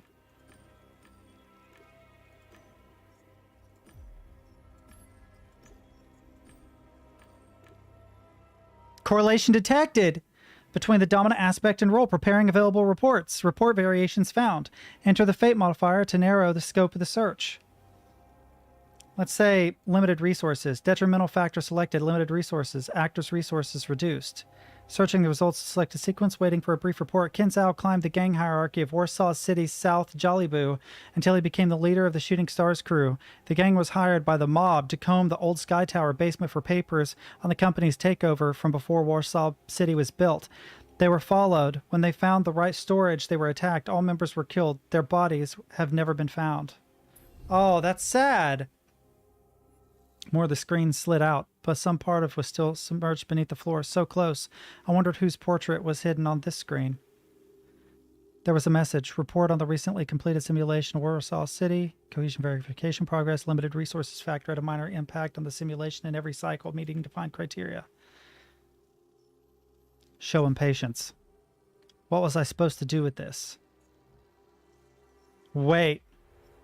Can I do Cracker?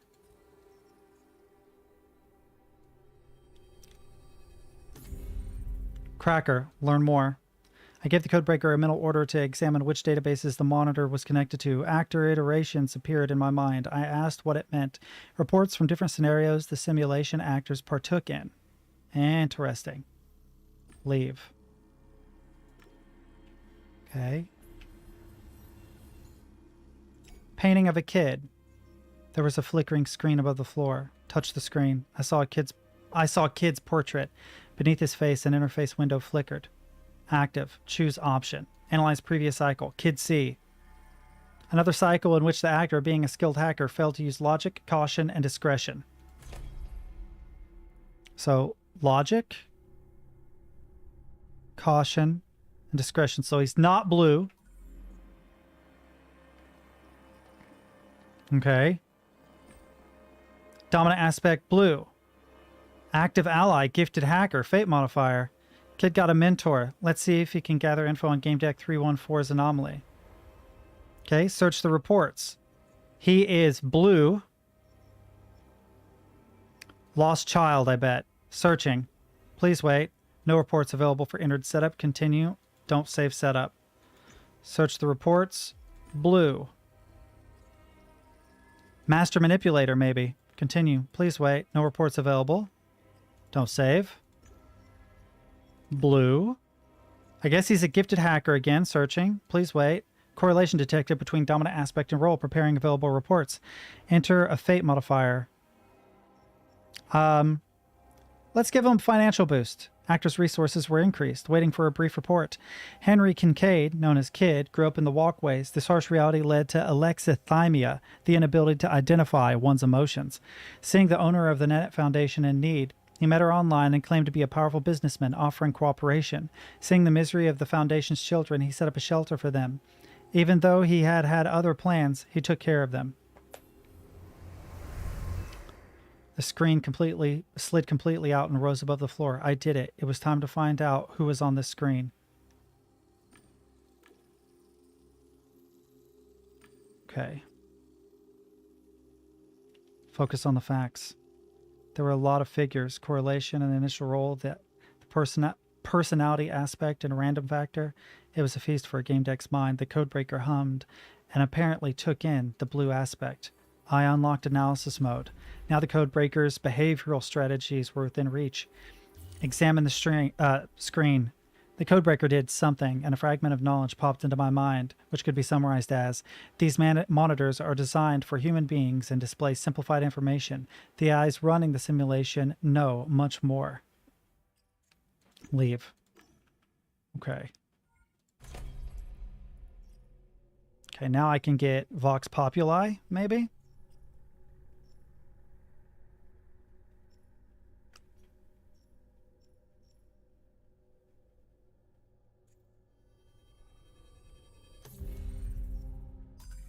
Okay. Painting of the game deck. The screen was floating just above the floor. Touch the screen. On the screen, I saw a portrait of someone I didn't know, yet it looked strangely familiar. There was also an interface window. Simulation log active. Actor. GAD. A. Choose option. Analyze active cycle. Dominant aspect. No data. Role game deck. Fate modifier, active ally. By order of the CEO, John Naba, monitor the game deck's activity and hope he'll lead Jester to cycle 314 anomaly. Search the reports. I would say that I'm probably blue. Blue dominant aspect, enter initial role. Glazier, searching. Please wait. Correlation detected between dominant aspect and role. Preparing available reports. Enter a fate modifier.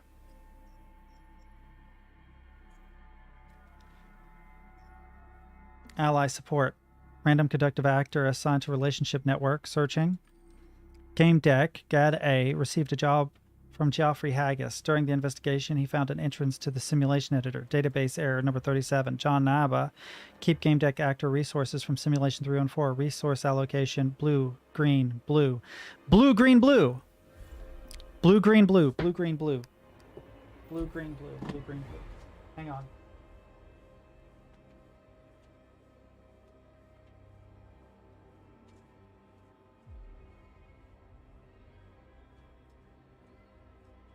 Okay. An image struck me. I walked up to the computer and put my hands on the keyboard. My fingers moved in a familiar way, entering the password. I felt a sudden ache, as if it was coming from inside my mind. I saw my apartment. At least it looked like mine. A bliss hologram, a blue sky past the window, and the green glow of the computer screen. Decided it's a memory. These were my memories, but from another time and place. The apartment was here. It was an Axis Mundi. I saw it again. I was standing in front of the computer, hands on the keyboard. My finger muscles were instinctively typing the password.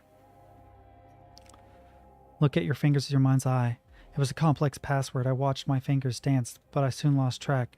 But my body knew it. I knew the password. Procedural memory, also known as muscle memory. The subconscious part of my brain remembered the computer password in the apartment. All I had to do was put my fingers on the keyboard. The image began to fade like paint washed away by rain. I saw Axis Mundi around me again. End report. Back to main menu. Talk to the V-Ghost. Okay, so I already know this. Discuss other topics. Ask about the gesture. He found you. That's not good. Jester is an AI created to control Vertrelia, but it's more than that. What's his function? He has a human form. He is capable of interacting with humans and posing as one, meaning that one of his functions is human communication. Maybe to talk to people playing the games created by Axis Mundi, maybe to talk to its creators. Another function is to oversee consistency between Axis Mundi and the programs under its control. He acts as an overseer, making sure that everything goes according to the planned scenarios, and he takes out the trash. What do you mean by taking out the trash? He deletes everything incompatible with a location or scenario. If he can't delete something, he creates simulations to cover it up. It's like a sci-fi crime story. Someone is killed supernaturally, so Jester concocts situations where everything appears natural. Axis Mundi isn't a world where he would have to work hard to come up with a scenario to get rid of me. I'm just a piece of trash. Inquire about him. What do you know about him? Inhuman, eccentric, dangerous. He wants to get rid of me. I don't know why. He's a psychopath. I'm afraid of him.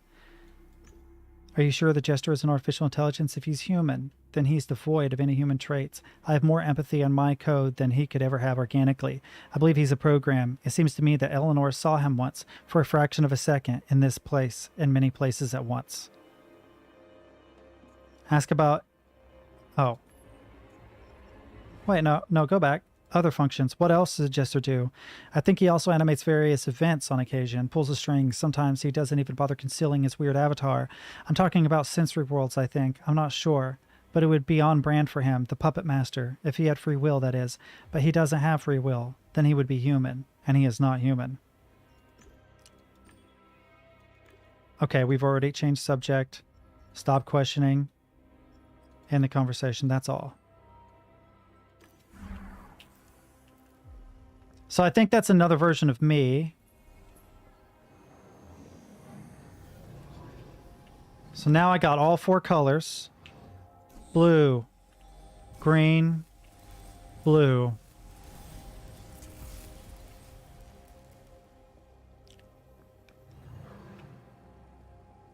Interesting. That's the apartment.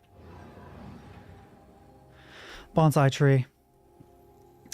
This game has gotten really interesting, chat. Not gonna lie.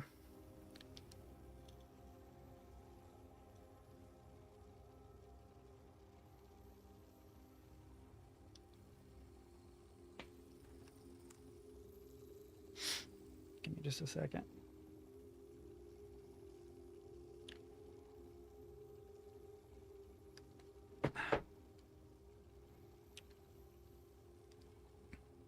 Take a closer look at the tree. Bonsai tiger bark. Ficus retusa. How'd a bonsai like that? Wait, this tree is the same as mine. The same trunk and branches.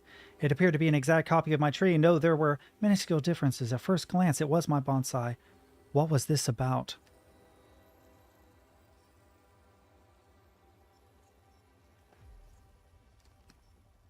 Consider whether the tree was trimmed by your clone. Had this bonsai been trimmed by someone exactly like me, unaware of my existence, like I was aware of theirs? But where? How? Either way, it was a strange find. Watch. A fig tree, neatly trimmed, well cultivated. Analysis mode. I didn't have a twin brother. I didn't believe that someone was controlling me. Nothing would make sense then. Free will. Watch. Leave. And, okay, weird. My computer. A computer. It was similar to mine. Enter password. Enter the password from procedural memory. I put my fingers to the keyboard. I took a deep breath and exhaled through my lips. One more time, I recalled the vision from the gallery. I relaxed my shoulders, closed my eyes, imagined myself as that person, inhaled, exhaled. Didn't think. I let my fingers move on their own. My fingers hit the keys. I had no idea what they wrote. I knew touch typing, though couldn't recall the key layout, so looked at the screen. The password was correct. I had access to mail, local data, even the system. Bliss? This guy's major domo was called Bliss? I could activate her. Check the mail first. It was empty. There was nothing in the inbox. No sent messages. There was one unsent mail. It was a letter to myself. I got dizzy. Dispersion in the cloud. The need to destroy the simulation. The tree of knowing. Resets.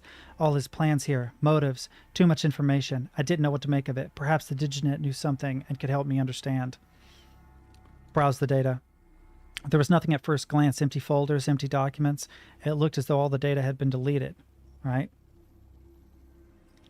Activate Bliss system. I wondered if this would work here. A text document appeared on the screen. A familiar hologram appeared. I wonder if she remembered me. Was that even possible? Analysis mode. Scan the computer. Multiple iterations of Bliss. Multiple relationships with Gamedec. What was this about? Talk to the V-Ghosts. Ask about the Gamedec later. Can you tell me more about this letter? All I know is that it contains answers you're looking for. But how did you get a hold of it in the first place? I must say, it's impressive. As it is surprising, I feel I can trust you with something. Return to the refuge, the place where you obtained the codebreaker, and put it in the statue. You will get access to all that has been hidden from you. To return to the refuge, follow the path of 3 yellow colors. End the conversation. Continue. Let's talk to Bliss really quick.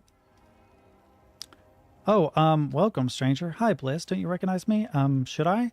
This wasn't my Bliss. She obviously looked the same. And she had the same name, which was less obvious, but it wasn't her. Can't interact with anything else, although I really could go for a whiskey in this world.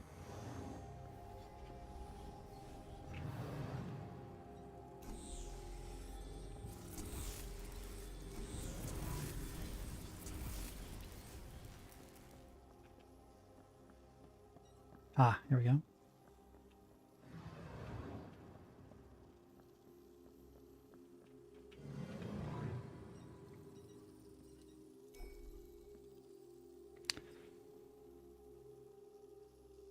Inspect the statue.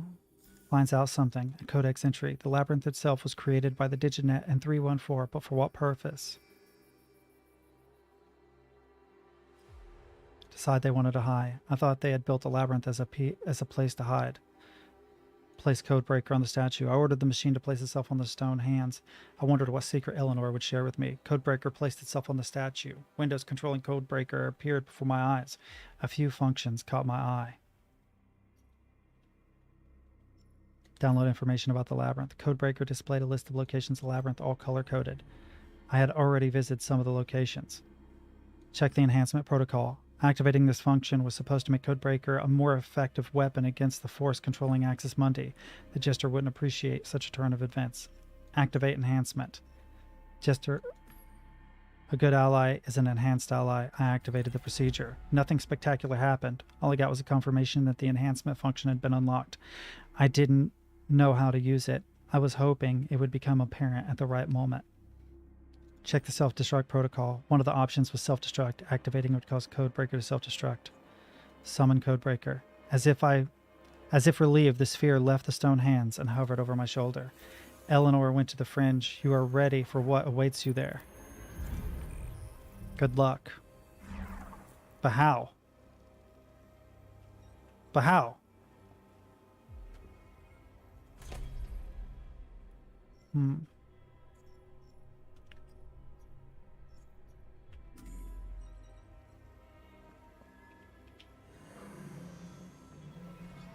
Oh, do I have to do a deduction? Let's see. What is Axis Mundi?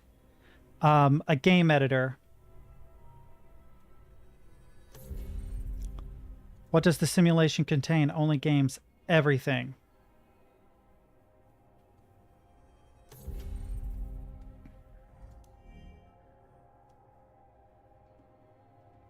Okay, exit.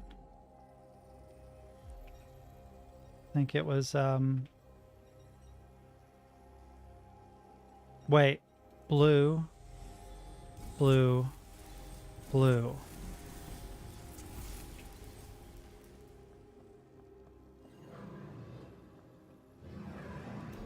Welcome to my domain. The character came alive as I approached. I summoned Codebreaker and ordered it to scan the NPEX code. There's a sort of hint concerning the road to the fringe. No green color in the sequence. Okay. Let me fix this real quick. This is annoying. Straighten this. Okay.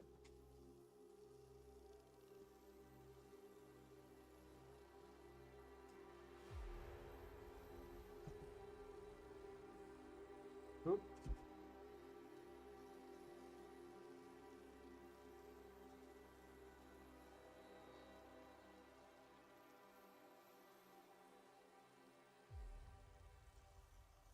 Damn it.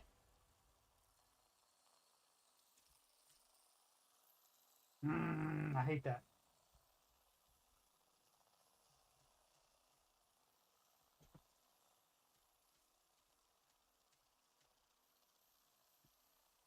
Okay.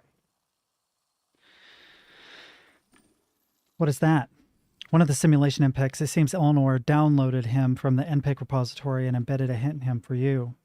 Why didn't she embed the hint in you? I'm guessing she scattered the information for safety reasons. A large amount of information in one place could be intercepted, then deleted or modified. Show impatience. A waste of time. I'd rather have all the information gathered in one place. Why look for it blindly? I trust you'll find Eleanor despite these difficulties. I was hoping that by being impatient, it would help me to get determination, because it's the most annoying attribute to try and find. I can't interact with that guy. There's a couple colors I haven't done yet, though. We could try red, red, red. Let's try green, green, green. Because that's a code I haven't put in, and it obviously doesn't take me to the fringe.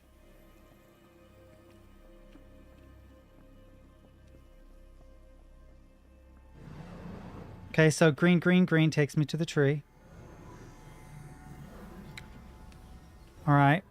We can try yellow, yellow, yellow. Which takes me back there. Okay. Reset. We can try red, red, red.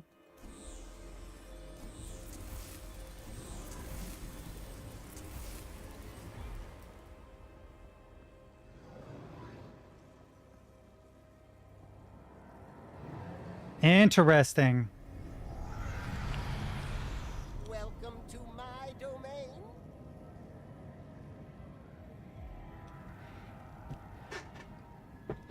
All right, I'm not sure. Talk to the jester. Let's talk. I have nothing to tell you at the moment, but if you were to help me, I'd become an open book. Scan him. Codebreaker switched to analysis mode and began its little dance. Put the toy away or I'll get very angry. Continue scanning. I didn't stop the scanning. I warned you.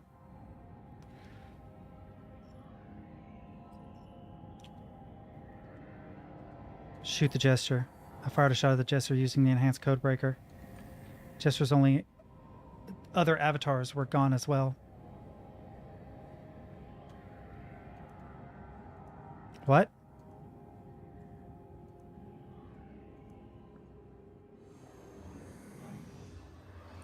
Oh, I'm so confused. So I can't go back. So we know it's not yellow, red, yellow. We know it's not any of the four colors by itself. It can't be blue, green, blue. We could try blue, red, Blue.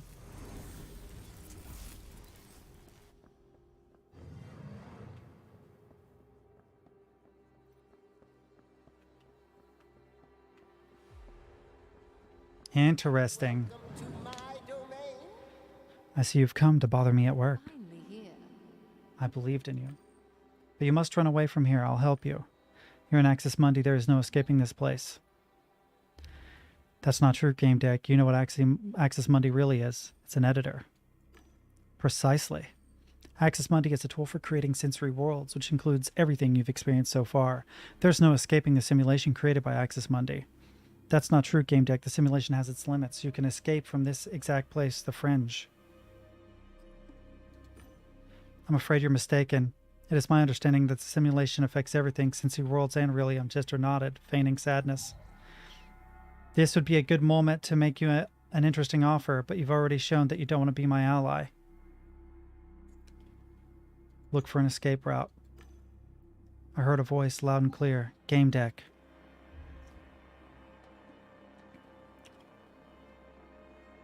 Trust Eleanor.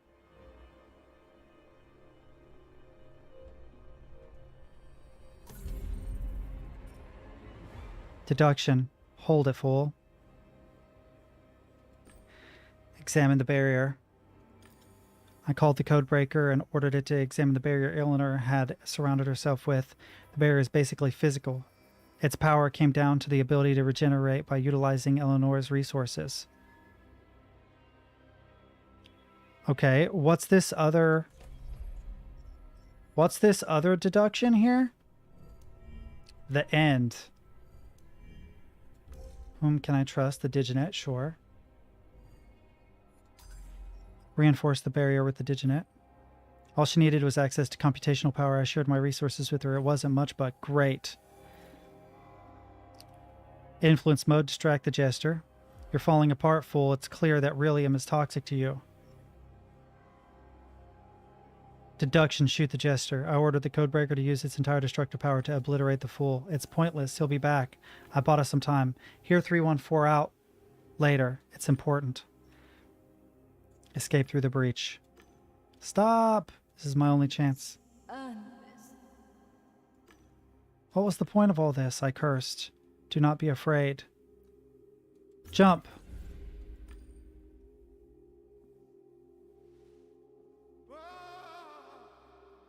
This game is wild. I have no idea what I've done.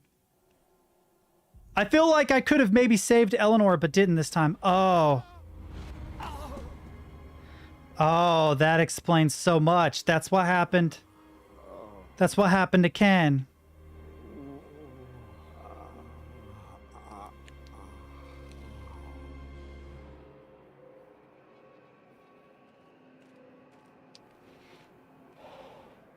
You've done it.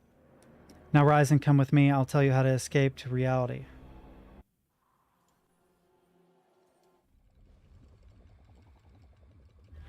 Just now on the walkway, did I die? I crashed just like Ken did. I couldn't have survived the fall. Was I dreaming? How was it possible?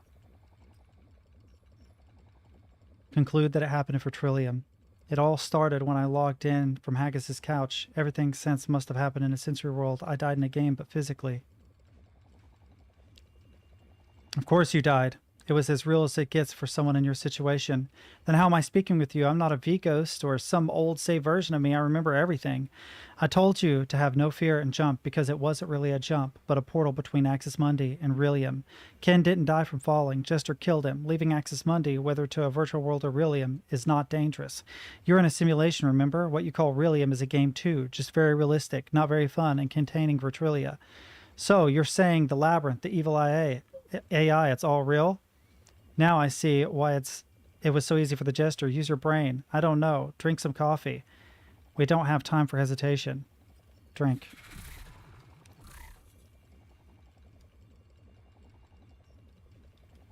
I took a sip. Hot coffee did, in fact, help me to calm down. I need to understand what just happened. We're in a simulation. We don't have much time. Jester is going to try and delete us again, this time for good. And you? You want to chat? Well, fine. Maybe it's easier if you understand everything. That place we just left, Axis Mundi, the axis of the world, this world at least, that's the editor of the simulation you call reality. It can be used to make any changes as long as they comply with the elementary rules of the simulation. I built this labyrinth with the Diginet's hands to protect myself from Jester. The inside of the editor does not get reset. When I was in the labyrinth, Jester wouldn't leave my side. Jester is an artificial intelligence. He knows no rest or moderation. He only knows his goals. And his goal is to maintain the simulation's stability, to make sure everything goes according to the scenarios planned by the developers. He's the one that causes the simulation and the memories of its inhabitants to reset. He uses the power to delete all anomalies like ourselves unless he decides something is interesting. Then he keeps it for examination. I hit the walkway, but I didn't die. How? You didn't hit anything. You teleported. You were in the game editor, and then you moved to the game level, to Rillium. I'm starting to worry about constantly having to repeat that. Move to other topics. Ask about the apartment. I saw my apartment in the labyrinth. We're in a simulation. Any given place can be simply copied here. Yes, it was your apartment, but from the previous iteration. That's why it could have been a bit different from this one. Move to other topics. Ask about him. Who are you? Why should I trust you? I don't know anything about you. Everything I told you about the Tree of Knowing is true. I'm just another person trapped in the simulation. I learned the truth somewhat by accident. When it happened, Jester responded immediately by trying to wipe my memory. That's why I had to hide.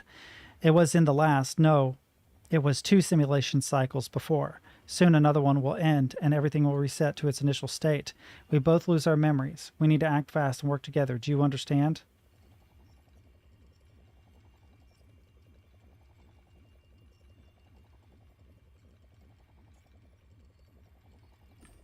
We spoke in the Tree of Knowing. Why didn't you tell me that I needed to hurry or I would lose my memories? I did what I could. I was afraid you wouldn't believe me. We were busy with Ken's death and some things you just need to see for yourself. I uploaded parts of my psyche to your Rendon in the tree. Not all, only the most vital. They're in your brain now, but they're compressed. My goal was to merge with you, but the process was interrupted. I couldn't extract myself, and we don't have the necessary tools here. The next reset is going to wipe us both out. So even though they reset the simulation on a regular basis, you've managed to keep your memories from the previous cycle. How?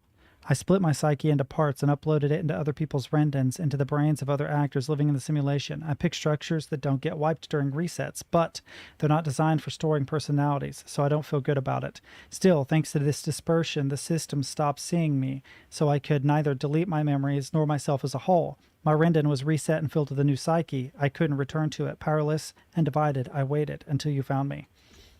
Why were you sending signals to the clan? One of the simulation rules says that its actors can only have one brain and one body. I, on the other hand, lost my brain in the reset. I saw what was happening through other people's eyes, but I couldn't do anything. So I talked to anyone who would listen. I wanted to show them the truth. Then Lord created a cult around it and used it to get rich. But you turned out to be smarter and entered the editor, the Tree of Knowing, that is, where there are tools that could change my state. Go to the current situation. What do you expect of me, and why are you in my apartment? What are you doing here? Your apartment. We're in a simulation, remember? I could have teleported you anywhere. I just figured it would be less of a shock if I brought you someplace familiar, and you decided to just walk into my bedroom with no warning? I'm not here, Omae wa Moshinduru. Only you can see me. Get a grip. We have to work. Plan what to do next. They trapped us in a simulation that keeps resetting. Great. Do you know how to stop this? Nobody trapped us. We were created. Now, we were created. Now focus, please. You can't lift a container from the inside unless somebody gives you control over the crane. Our crane is the super couch called Diotron, a couch for developers that gives you full access to all simulation data. With this device, we'll find the locations of all BWI directors and investors that log in from Rillium, and we'll have a talk.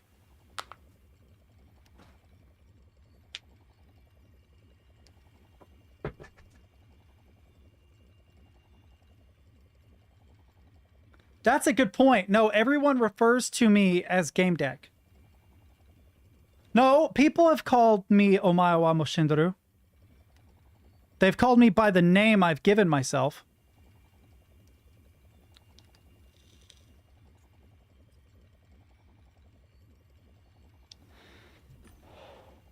You said the Tree of Knowing is an editor. That's where the labyrinth was located too. Couldn't we have done it from there? It didn't work. Do you want to wait until who knows when and who knows where for that damn tree to show up again? Diotron will give us the data and full control over everything. It might be old, but it works, and it's far more powerful than the editor. What do you suggest? We'll go to BWI headquarters and crash their private party. Turn on the holovision and I'll show you.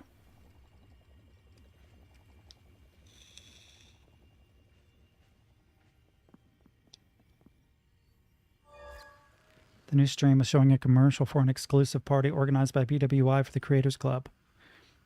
It was an event for the customers who used the Pygmalion service to design a new human psyche.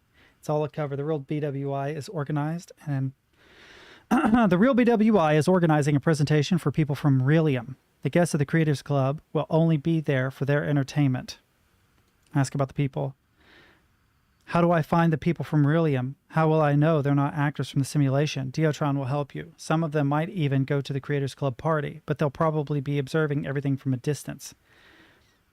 Ask about the Super Couch. Why do you think the Diotron will be there? It's an exact replica of BWI headquarters. Before Access Monday was created, devs used Diotron to create the simulation. It has to be there.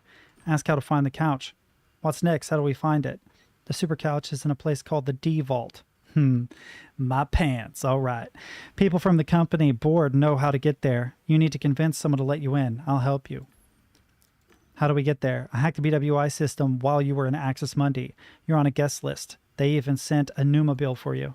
The Newmobile from the Creators Club is waiting in the tower's parking lot. They're in a hurry. They need the party to be perfect. That's good. They'll let you in. No questions asked. What do you say? Trust them. Fuck it. We're in the same boat. We need to work together. So I called it. We're in a matrix within a matrix. I kind of figured.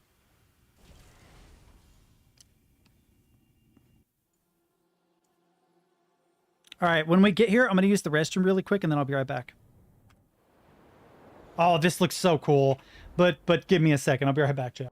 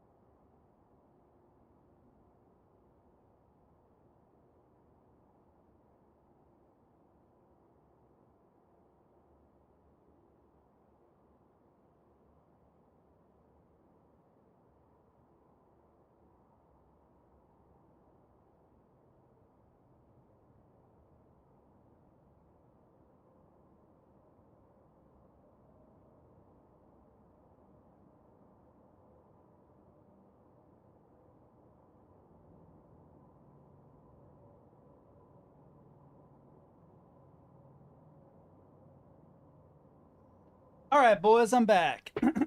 Let's see what happens. Dude, I love the way that looks. Like cliche flying cars and stuff, but this must be High City. It's beautiful. I wish I could get more determination. Can I unlock anything else? Literally cannot. Son of a bitch.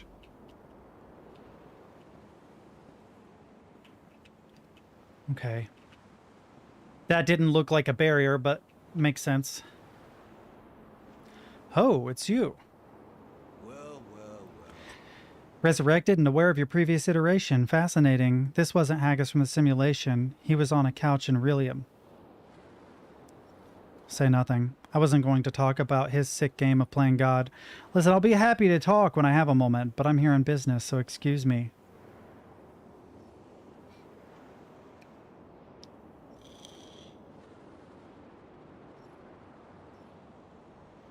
Ask what he's doing here from Relium. You're from Relium, right? Right now, you're lying on a couch somewhere at BWI's real HQ. What are you doing here? The party is for a joint BWI-CA project officially, and the simulation. Very important guests here from Relium, unofficially.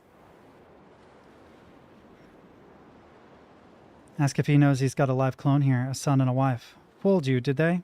They're just AIs. They're excellent, right? Tell me one thing, Gamedec. What did you feel when you found out everything around you was a game? After all, it used to be a reality. Honestly, fascination. When you touch the hard walls, the fabric of your clothes, you simply can't believe it's not there, yet it is. Yes, the simulation is perfect. As I'm standing here, I also can't get over the feeling that, here comes Mr. CEO. Gamedec, allow me to introduce my supervisor, President John Abba, PhD, CEO of Blue Wells Interactive, the real one from Relium. Good morning to you, sir. What an encounter. He lowered his glasses and looked me over for a moment. Here's a Gamedec. Our Gamedec. I've heard about you, and believe me when I say the pleasure is all mine. Be blunt. You're kidding, right? To you, I'm just an ant that's figured out it's been living in an ant farm. He smiled and looked at Haggis. That is all for now, Mr. Haggis. I shall join you in a moment. Yes, of course.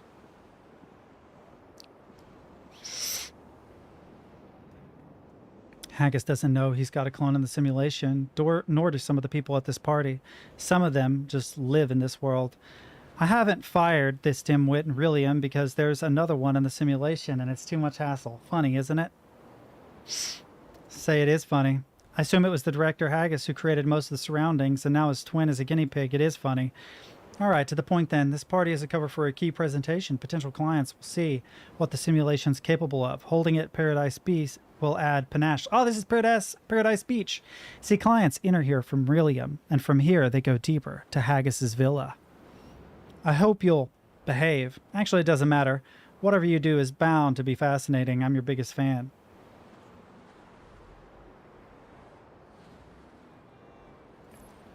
Where can I find the Deotron? Jester urged me not to trust you, but his opinion's just the analysis of an AI stuck in the simulation's bubble. I value actions over words. He looked at me through his navy blue spectacles and let the last sentence sink in. Your target is Deotron, a super couch. It's the only solution to each equation, no matter if you love us or hate us. Don't worry, your tenant can't hear us. Jester's blocking him. 314 is useless to us trapped in your head. We want him redispersed. You helped us find, see, and finally understand him, but we can't examine him. He thinks the Deotron can give him superpowers. We know this tool will prepare him for extracting from your head. I hope you'll carry out the last act of this mission. Even if you don't trust us, you are still our agent. That's just how it is with nasty corporations. He gave me a sad smile. Okay, enough chit-chat. Just to release the guest in your head. If he's kept deaf and blind for too long, he'll become suspicious. So be careful what you say. Let's go. Well, that was way easier than it should have been.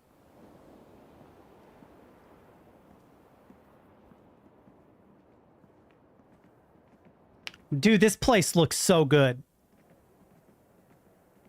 Although it doesn't feel like Unreal. It looks like a Unity project. Oh my god, I thought that was a drop-off. I was like, bro. See these couches? Our guests are lying in them. Big wigs, heads of PMF, ad agencies, all kinds of entities. Interested in learning human behavioral patterns in all kinds of situations. The nature of their work makes them less eager to ask how BWI managed to develop such excellent simulations. They see us as a leader in the AR market, and they're good with that. Impressing them means they'll buy our service, where we offer them custom scenarios along with analyses. It's a great opportunity for BWI.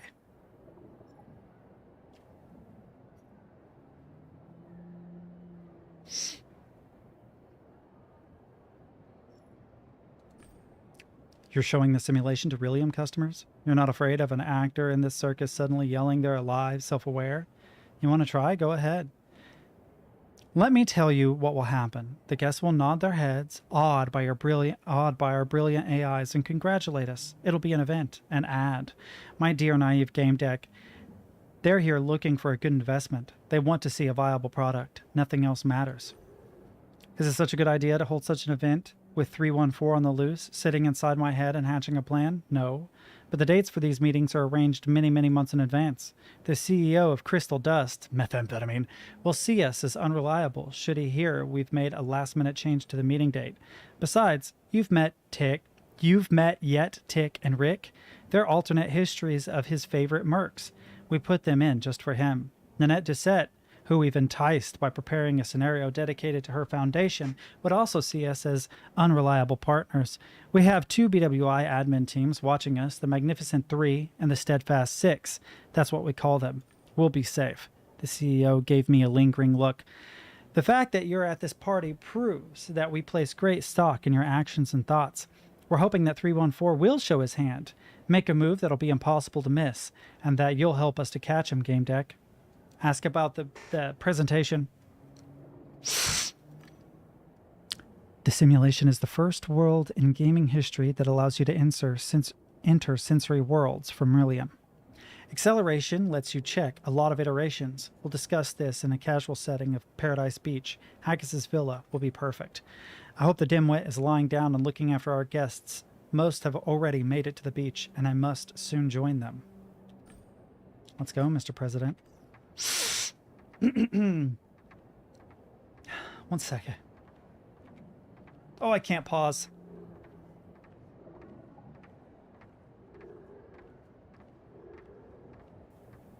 My sinuses are messing with me. To add some luster in the eyes of the simulation residents, that is, we've invited a few local celebrities. Do you recognize Ken Zhao? Listen to Ken's conversation with Eleanor.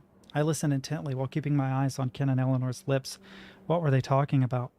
Mr. Zhao, how can you stand such excruciating pain? It's amazing, exhilarating to see you so...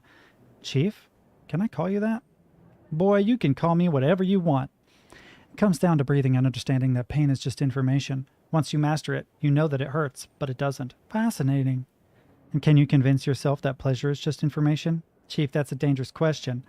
I prefer I hadn't heard it, because now I might get into trouble. There will be no trouble, I promise. I waved to Ken. He paused his conversation, smiled, and shot me with his fingers. Then he resumed his discussion with Eleanor. Sad, isn't it? He doesn't know you in this iteration. He achieved success and Goodabads, became a celebrity. That all the things that I selected in Access Monday changed it. I mean, I know why he doesn't. When you entered the Tree of Knowing in Knight's Code, Jester forced the simulation to reset. New scenarios were uploaded. This time, Ken's game wasn't interrupted. Many things changed for many people. You're the only simulation resident who remembers the previous iteration. That's because you were in Access Monday during the reset. You can survive every end of the world in there. Let's keep moving. You'll be going alone from here. Here's a key card. It'll open the default entrance to you. It's the door over there. I must admit to the guests, I'll be entering Paradise Beach shortly. Do help us with 314. I'm counting on you. Ask White, why don't you trust me, Mr. President? It's damned unreasonable. He smiled inscrutably. The pieces on the chessboard have been set up. Anything that happens is meant to happen. Keep in mind that we always have the ultimate option of pulling the plug. Good luck. So... I don't like these kind of head games, but sure. Join me in the elevator. This way, please. Call the elevator. Go down. I was going to let the chips fall where they may.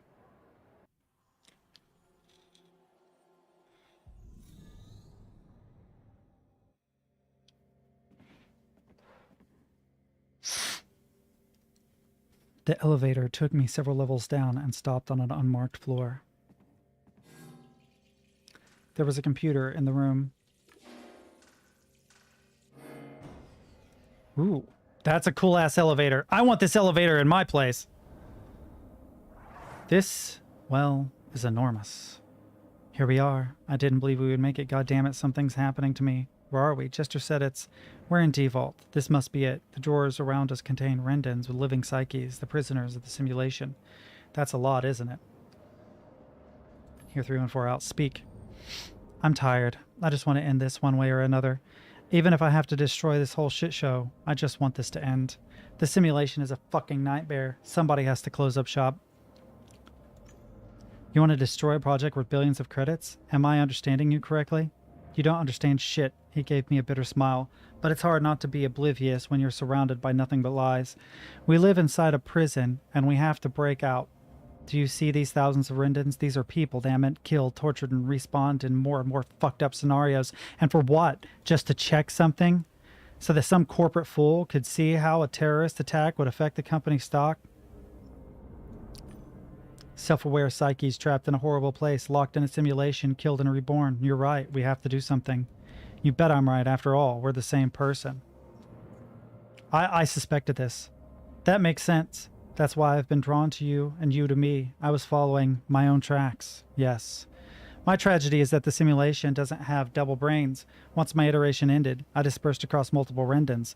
My rendon became host to iteration 315 and then 316, you. I'm iteration 314, the first one to discover I was in a simulation and the one that had to disperse to survive. But I've learned a lot from this. Staying in multiple heads has given me substantial knowledge. The other benefit was that, apart from living people whose rendons I inhabited, I was invisible. No goddamn jester could see.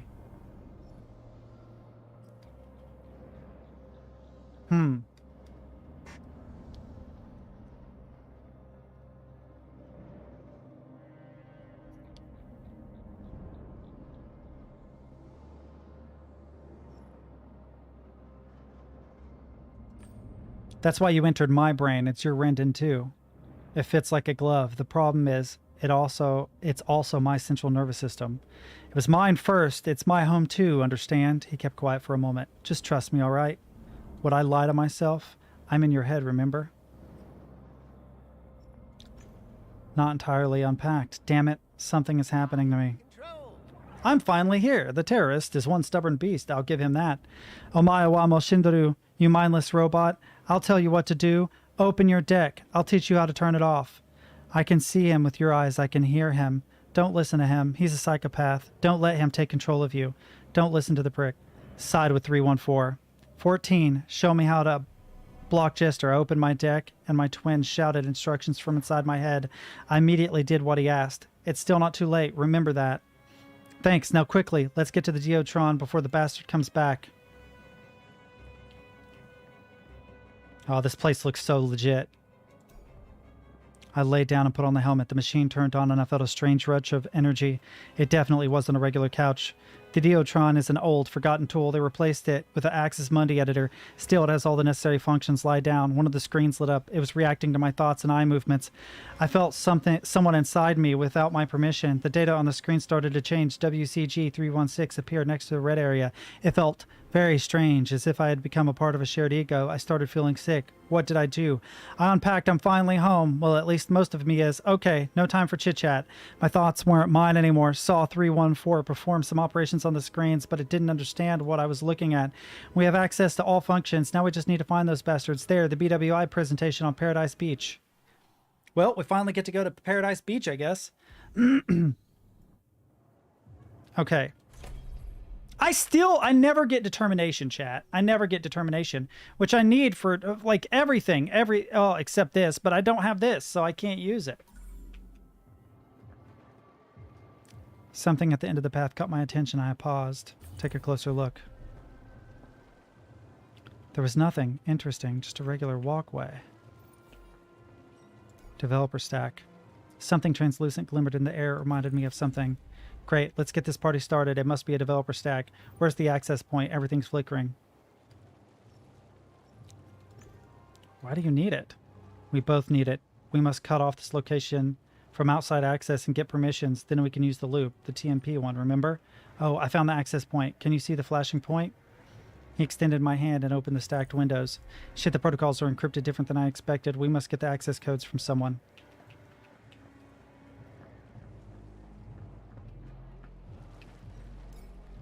Nice plant, tiny hairs on every leaf. Perfect. You could tell it was for a special location. Beach chair.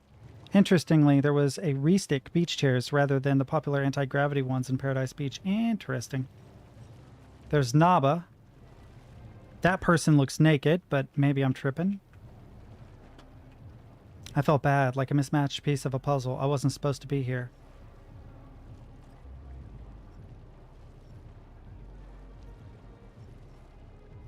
Think about what you really want.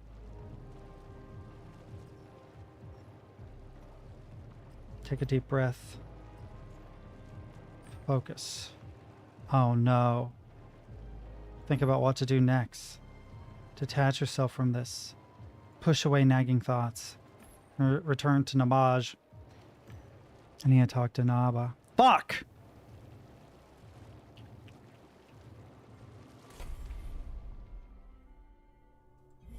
Oh, no data. Wait, can I walk away? Damn it! I can't.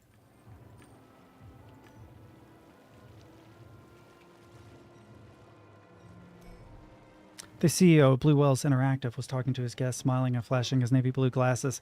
He was beaming with an aura of confidence and power. I registered in his peripheral vision, and he tipped his glasses to me. Oh, here's our game deck. You got here quick, see? It's all going according to plan. I hope everything will be all right. Don't mess this up. Don't let him know I've unpacked. Yes, I'm ready and vigilant. I need access codes to the location, otherwise controlling 314 might be difficult. He looked up as if consulting the admins. Really? So it's more serious than I thought. Very well, if you really need them. A dialog window appeared in front of him. I just had to tap the download icon. Thank you. I'll get back to you. I'm keeping my fingers crossed. If 314 is me, I'm going to trust him, even if it means dying. Made my way to the developer stack. All right, now give me a moment. He extended his hand and opened the stack windows. He entered the acquired codes and confirmed the operation. I felt a strange energy rush. Okay, that should do. We'll trap them in loops. Then those BWI bastards will have to negotiate with us. Let's go. Okay.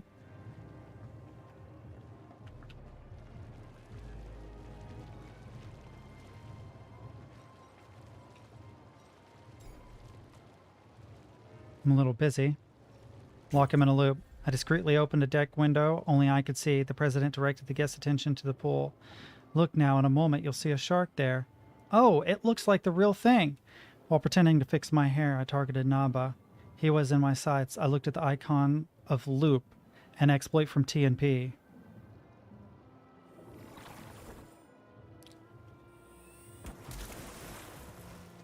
Whoa. So lifelike, right? Now give the command and voila, we've got ourselves some real drama. My god, amazing. If everything in this damn simulation ran on one engine, it should work here too. I gave the mental command to start the program. Ha, looks brilliant, doesn't it? Now wait for it. I've waited for an eternity for this, Mr. CEO, in a loop. Shit yourself, fucker. Focus. You're going straight to Nanette. No dawdling. Got it? Protest. I don't like this. I don't want to carry out your... All right, save it. You're nagging at my conscience as it is. I'm taking over. You'll thank me later. I wonder if he's actually a bad guy. I struggle to believe that Nanette was really on a couch in Rillium, probably at BWI's HQ, and only her swanky avatar was here. She was entering guests with the tale of her foundation, or a successful foundation. As I approached, she spared me a glance. Of course, she didn't recognize me. I wondered if she was aware of having a clone here.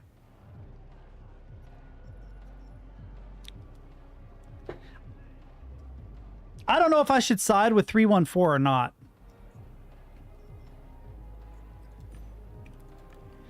My larynx and tongue felt like it was made of stone. My face had become a mask. I couldn't move any of its muscles. I witnessed my hands opening the deck, choosing the loop program, aiming it at Nanette. Excuse me? Are you feeling okay? My finger clicked on the icon to start the program. All right, never mind. She looked at the chatting people.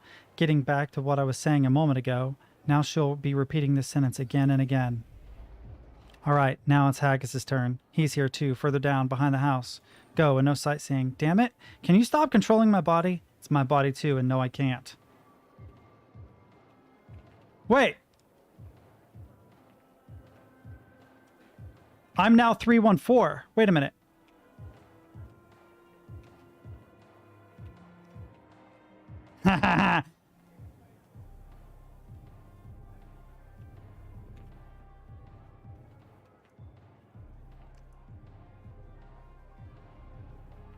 Uh-oh. Okay, there I am. I was like, dude, did I just soft lock myself? Shit.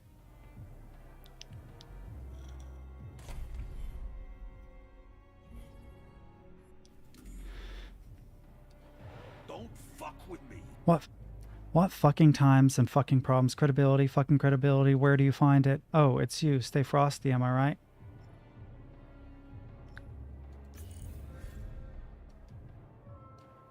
It's for our own good.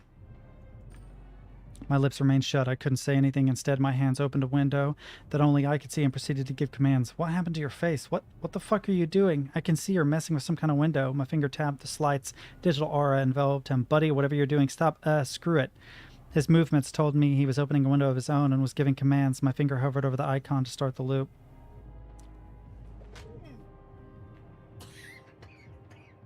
He opened his eyes wide. He had figured out what was going on. You motherfucker.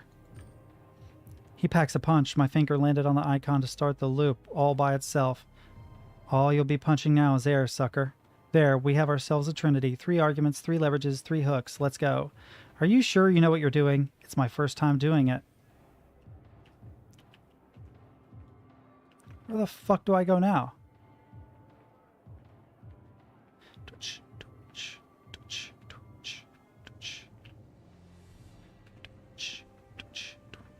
This is a second person peripheral as a story thing. Oh, they're glitches. He turned my head upward and started looking around. I know you're watching us, shitheads. You saw what I did to those 3 people in this mess. Show yourselves, or I'll put those fuckers down. He looked at the empty sky. There was nothing up there. Make the loops go faster. Okay, I warned you. What do you call the upper hand in negotiations? Batna, right? I show you my fucking Batna and fry your CEO's brain. I saw my hands open an unfamiliar window. It looked like a time control panel in the simulation. At the moment, temporal flows were set to natural pace and made sense. BWI invented gas from beryllium, so the simulations couldn't be accelerated. But the slider could be set 20 times normal speed. My finger touched the locked-in loop icon, and a new window opened. It also had a time slider, but it was only meant for Naba, Nanette, and Haggis. I saw myself set the time 10-fold acceleration.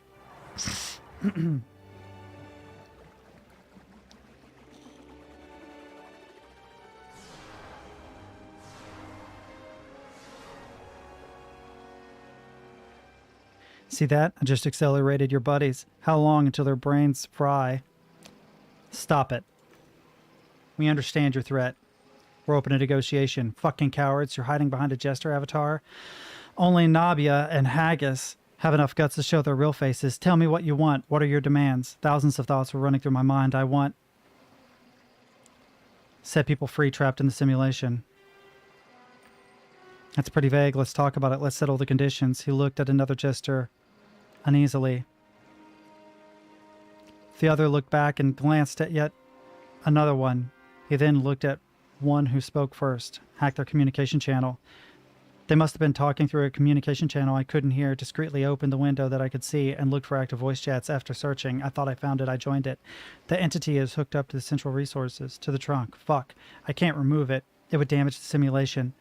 It also hooked up to the accelerated ones. If I detonate it, the 3 of the loops will accelerate to the point of frying their brains. Fuck me, fuck me. Try talking to it. I need time. The Rendon's hooked up to the kill switches, but this thing's stronger and throwing its weight around. There's still 2 personalities in one brain. I can see the split. We need to separate them. We just have to see who's who and suck out the intruder. Let me unlink those things. If they lose their connection, 3 and 4 will have no support and the digital avatar will become helpless. And we'll finally be able to have a good look at it. Talk to them. I'm not interrupting, am I? Fuck! It entered the channel! Relax, Andrew. It's not 314. It's not the intruder. It's an original. Okay, easy now. Listen, original. Here's the deal. Get your visitor and tell him to take complete control over you. Understand? Complete control. I can then isolate him and suck him out of the Rendon. You want that, right? Because he's unpacked now. Let's say it works out. What's in it for me? A better negotiating position when we win, idiot. And we'll win. That's obvious. You've made a mess, so you have to face the consequences. I suggest you get started.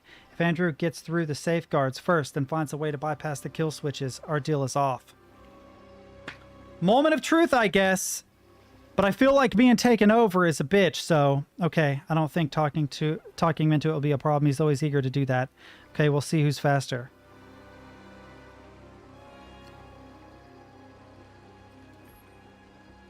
It wasn't just the looks. It seemed like they were using some form of communication I couldn't hear. They were talking to each other. I was right. The one I watched made a face, as if he objected. His companion widened his eyes to try and persuade him. Check processes. It had been quiet for much too long. I opened the preview of the process instance. They were trying to isolate the 314 Linden. Listen. They're holding up. Decision. Why?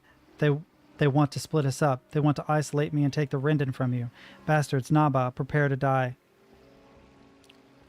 Convince 3 and 4. Listen, I'm tired of all this. I'm overwhelmed. Would you like to take control? Oh, so there is 2 choices. Why the sudden change of heart? You never liked this. Let's cooperate. The ego fusion will occur a while with no violence. Accept the counter proposal. Maybe you're right. Okay, let's do this. Don't lose hope. You know what to do better than I do. I'm only interfering, getting in your way. Besides, it's a lot of responsibility. You seem to know what to do perfectly. I have doubts. Leave me out of this. Just make sure I don't remember anything. All in. Makes sense. Although I thought you had a tougher character. Okay, relax. I'm taking control.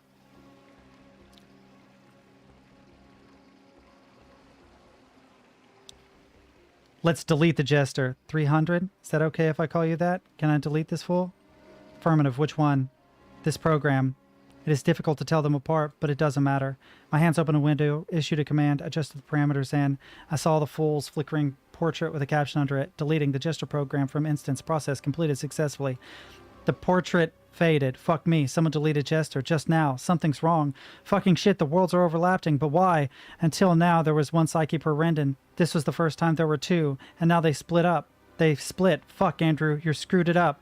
No, fuck, that's not it. And maybe, I told you this Deotron was a bad idea. This junk caused all of this. Everything is overlapping and going toward, oh fuck, happy hunting grounds. Andrew, why the fuck are you even in this world? Alright, shut up. It's that fucking kill switch. I couldn't separate 314 from the stem. I'm reverting. I'm rolling everything back to the previous iteration. No, Andrew, fuck.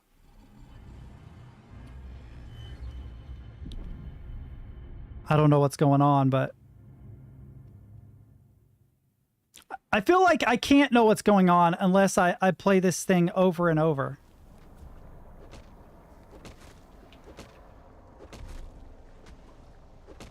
I'll give you a sign of Potato Gorman in the face. You again? Maya Mashindaru? Is that you?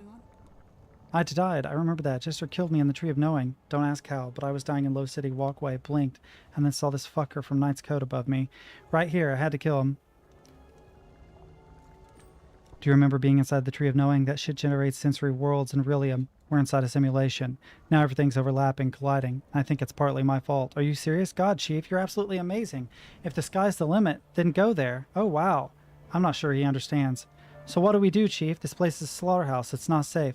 I don't know. I feel like the only reasonable thing to do is look for the Tree of Knowing. If there's a way out, it's there. Of course, we'll go together. That goes without saying, Chief. I'll follow you anywhere. Oh, there's a fucking dinosaur. That's cool.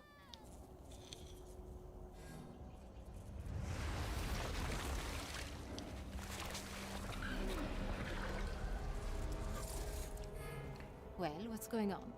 Oh, it's Hornay. My husband, then there was a bang, and we appeared here, and it's a bloodbath. Logging out isn't an option. The code tells me we must hurry because it's all going to shit. I'm going to breach the barrier north of here, but I need your help. I can't exactly clone myself. Ask about a problem. How can I help? Find Bob. He's looking for our son. Barnaby was playing Knight's Code, but everything seems to overlap here, including that game. If you could find Barnaby, or better, both of them, that would be amazing. Ask where Bob went. We saw those fucking samurai when they were chasing me, right? Confirm. Bob ran in the direction they came from, west of here, beside the reptile's face. My scans are showing bits of Night Code here and behind the fucking barrier, but yeah, it needs to be breached first. Leave.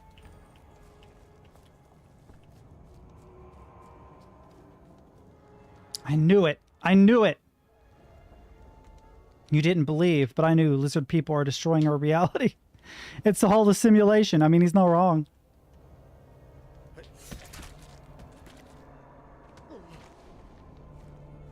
Spare me, please.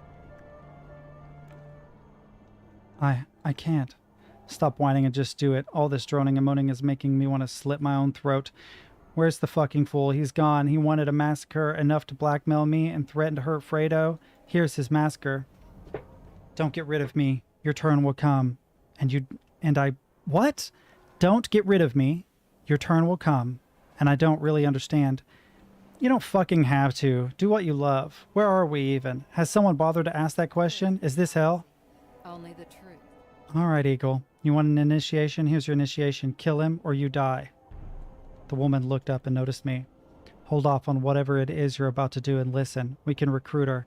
It's good to have a clan member on your side. Continue. It's a game deck. That maggot. Kill him, Eagle.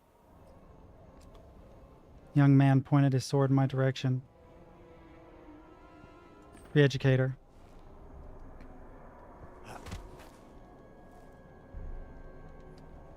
We're in happy hunting grounds. You can die here. If you think that this is a make-believe initiation, you're wrong. Want to end up behind bars?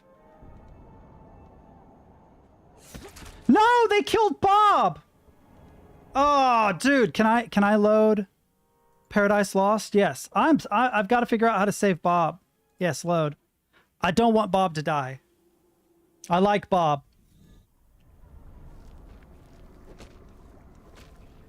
We have to watch a couple cutscenes, but I'll save after the cutscenes because... All right, listen. Listen, cutscene. I need you to hurry up. You again. Can you explain what's going on?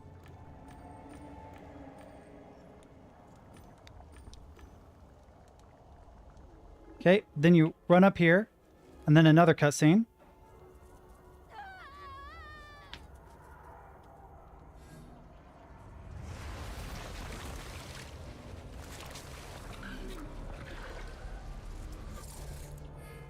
Well, what's going on? Oh, I can't save here.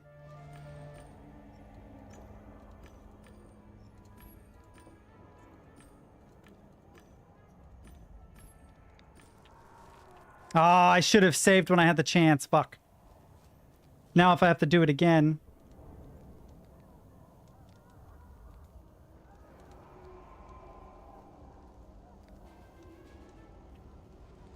This makes me want to play all the Deus Ex games. Spare me, please. There is no prophecy, only the truth. Shoot Eagle. When someone shouts die at you, it shouldn't be taken lightly. My hand automatically moved the gun and holstered it, and... I had to. What have you done? That's my son! My son! Oh, fuck! God damn it! Ah, load game. I want to save his son, too. This is bullshit. It's all just stupidly hard decisions.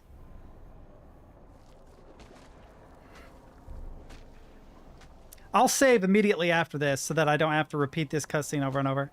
But it's pretty quick. You again. Can you explain what's going on?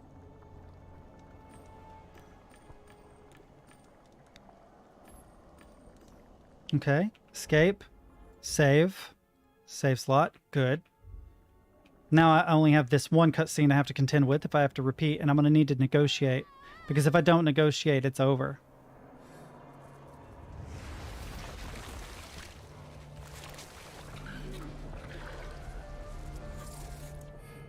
Well, what's going on?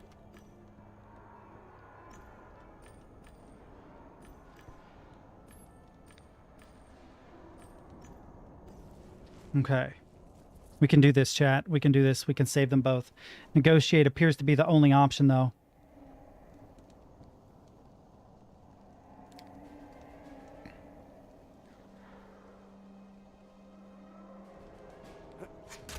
So, if I negotiate, can I save Eagle and Bob? Is it possible? There is no prophecy, only the truth. Negotiate. Hold on a minute. You don't know what I want.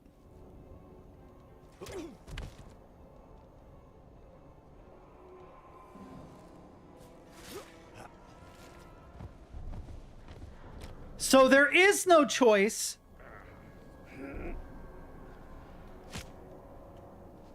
Wait, is Bob dead?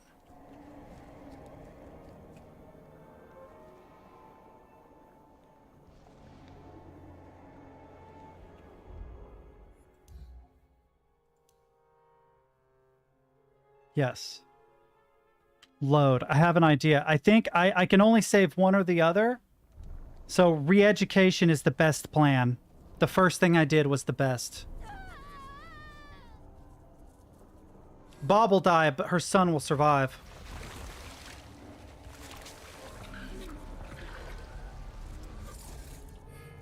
Well, what's going on?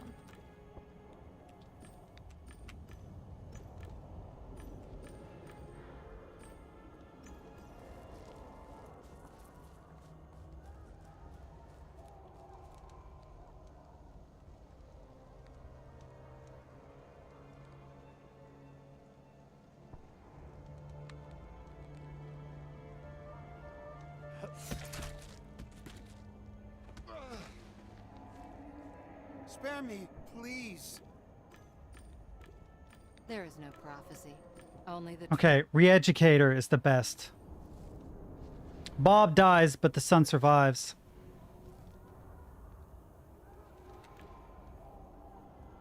So she kills Bob, but the son survives and is re-educated.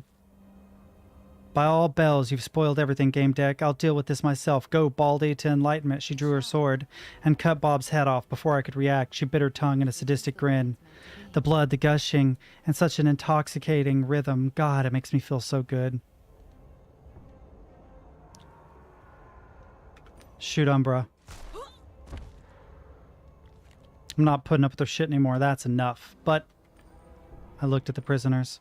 Anyone know what's going on? I was going to a party, but they said I had other duties. So I was sitting in my office, angry, and suddenly, what was that? Did I pass out? Have I been logged into some fucking game? Bad news, Director Haggis. Your life is a lie. We're inside a simulation. All you have is a Rendon, nothing more. Oh, fuck, I remembered something. The tree in my safe. The panda as the key. Fucking hell, fuck, fuck, fuck, I'm going to kill you, Naba. I'm going to fucking kill you, piece of shit. Let's fuck them up. Somehow kill them all, remain cool as ice. I saw a group of those armored bastards not far from here. They hang around here. What if they hurt somebody? I could rally the guys and get rid of him. Let him act. Go and take care of them. Soon, they'll be done for. Cool.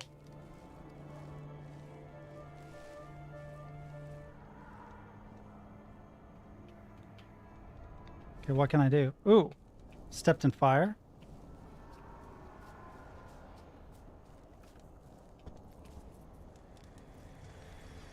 It's you. Speak.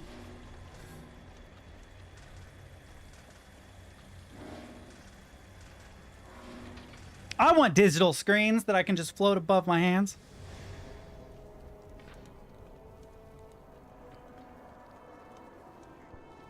Oh, my character's frozen in place. We're gonna cut. Oh.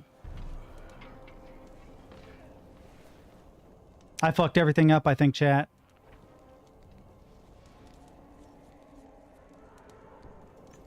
Bob is dead, at least here. That's horrible. Leave me alone. I have to think. They knocked her over, but I saved your son, you dumb bitch.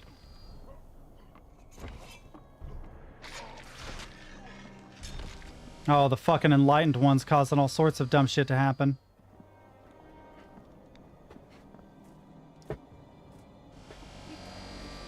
Hey, Lord, I need to get inside the tree. Let me through. It's a sacred place. You're not going in there. The Creator will join the fruit, the branch, and the trunk. The world is crumbling. Only the tree can restore it. It can't be disturbed. Kill Lord.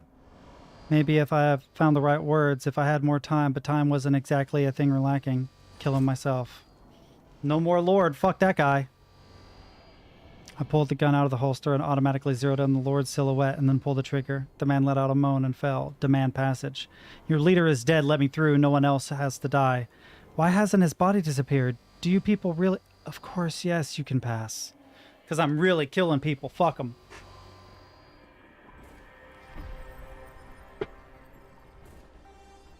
I like just shooting people. It's kind of...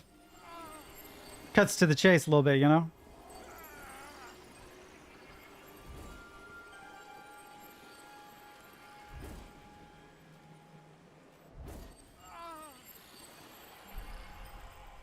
Uh-oh.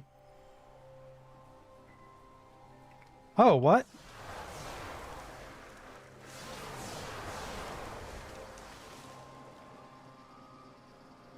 Oh, the jesters. You're here. Let's agree on some things. Do you know why you're still alive?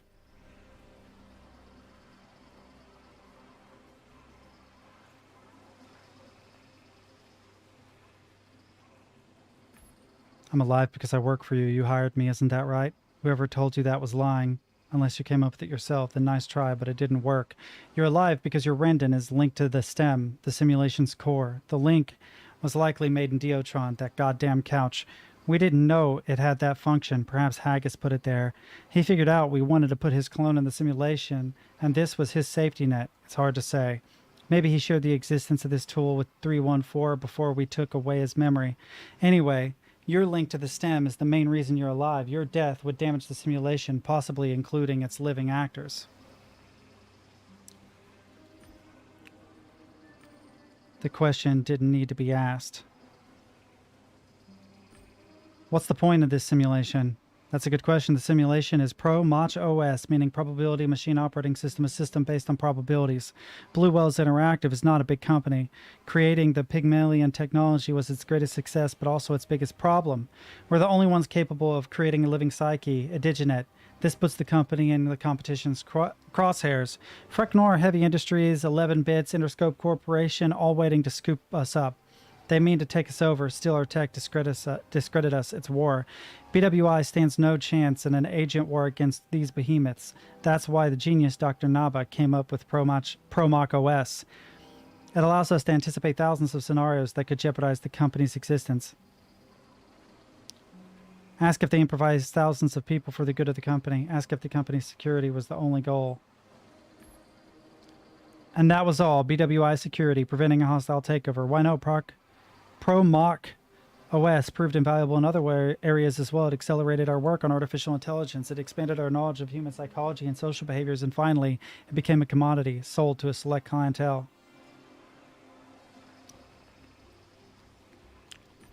Why sell pieces of simulation? Why share it? For profit, of course, to observe how our clients interact with simulation, to probe their weaknesses. Those who buy simulation access will do so for a specific goal, to solve their problems, knowing that those is our weapon. Okay. How many people have you imprisoned here? Living ones, Rendon owners. You don't expect me to answer that, do you? I saw your D-Vault. It had thousands of Rendons, maybe more. You saw the D-Vault's representation and simulation, hardly useful knowledge. It was created based on a real place. It's a functional locale. Good point. This may be a dumb question, but can't you just end it all? Release people from the simulation? That is a dumb question. Thousands of Rendons, many with clones of influential people, and they're suddenly told their world is fake. We release them into Mobriums paid for by someone. They'd all need apartments, as Realium doesn't support ethereal existence. And they all keep quiet about where they've been, that they've been reset, that BWI imprisoned them in Pro-Mach OS. They keep quiet because we ask them nicely. They'll all find jobs and no employer finds it odd that they don't have any ins, that they appeared out of nowhere. Do you see how ridiculous this sounds?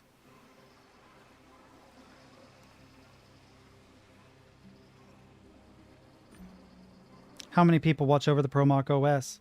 How do they feel about it? What do they think of it? You're probably wondering how many people know the Pro-Mach OS. Not many. What do they think? It differs, but they won't share their secret. See, every person has something they love, lost, or are afraid of. The board knows the answer to the last question for everyone in the know. It knows how to keep things under control, trust me. Ask why he's hiding behind a jester skin. Are you a coward? Firstly, I don't know. Firstly, I don't want you to know what I look like. Secondly, it's how we always do things. The simulation's accelerated basically all the time. The Jester avatar accumulates our slow speech and neatly processes it. Naturally, right now, we're not accelerating anything. But it's our ironclad rule. Simulation actors don't see admins, and one exception is Dr. Naba, but he's a genius and our CEO. Then there's Haggis, the clone that is, but he's here as punishment. The real Haggis doesn't care anyway, so that's his business. All you've been saying about the simulation points to a big project meant to protect BWI. What then was the purpose of my scenarios? The first was part of the overall objectives of Pro-Mach OS. It was to check if Haggis was the company's weak link, given his family issues. Would he break under blackmail? Would he reveal trade secrets? The second one, the one in Harvest Time, was developed for our client, Miss Nanette Doucette. Its goal was to play out scenarios where Nanette's foundation ceases to generate immense profits. We embellished the story a bit to put fear in the client and get her to buy our product. We took this opportunity to see how well Rendons tolerate acceleration. The simulation is inherently accelerated, you know. Kids' children were accelerated even more. It turns out that Rendons made by Interscope Corporation are surprisingly resilient. The next part of your chase after, you took yourself to Lower Warsaw City, where we put Crystal Dust Mercenaries, a potential customer's company. That's also where we tested a scenario that explored dependence on virtual sex among city inhabitants. Knight's Code is our product. A clan run by Gallo Mar, also known as the Lord, operates in Realium. We wanted to see if his religion could hurt the game. That's all you saw. Naturally, the simulation is plenty more series that showcase more momentous events and games with higher stakes. Your path was interesting for its inclusion of Haggis, whom your previous iteration had contacted or discovered the simulation on its own. We decided to check if it could happen again. Can a Promoc OS actor discover the truth about their world? And how come 314 disappeared? It turned out that he didn't disappear, just dispersed. Brilliant. I doubt it was his idea. We'll look into it.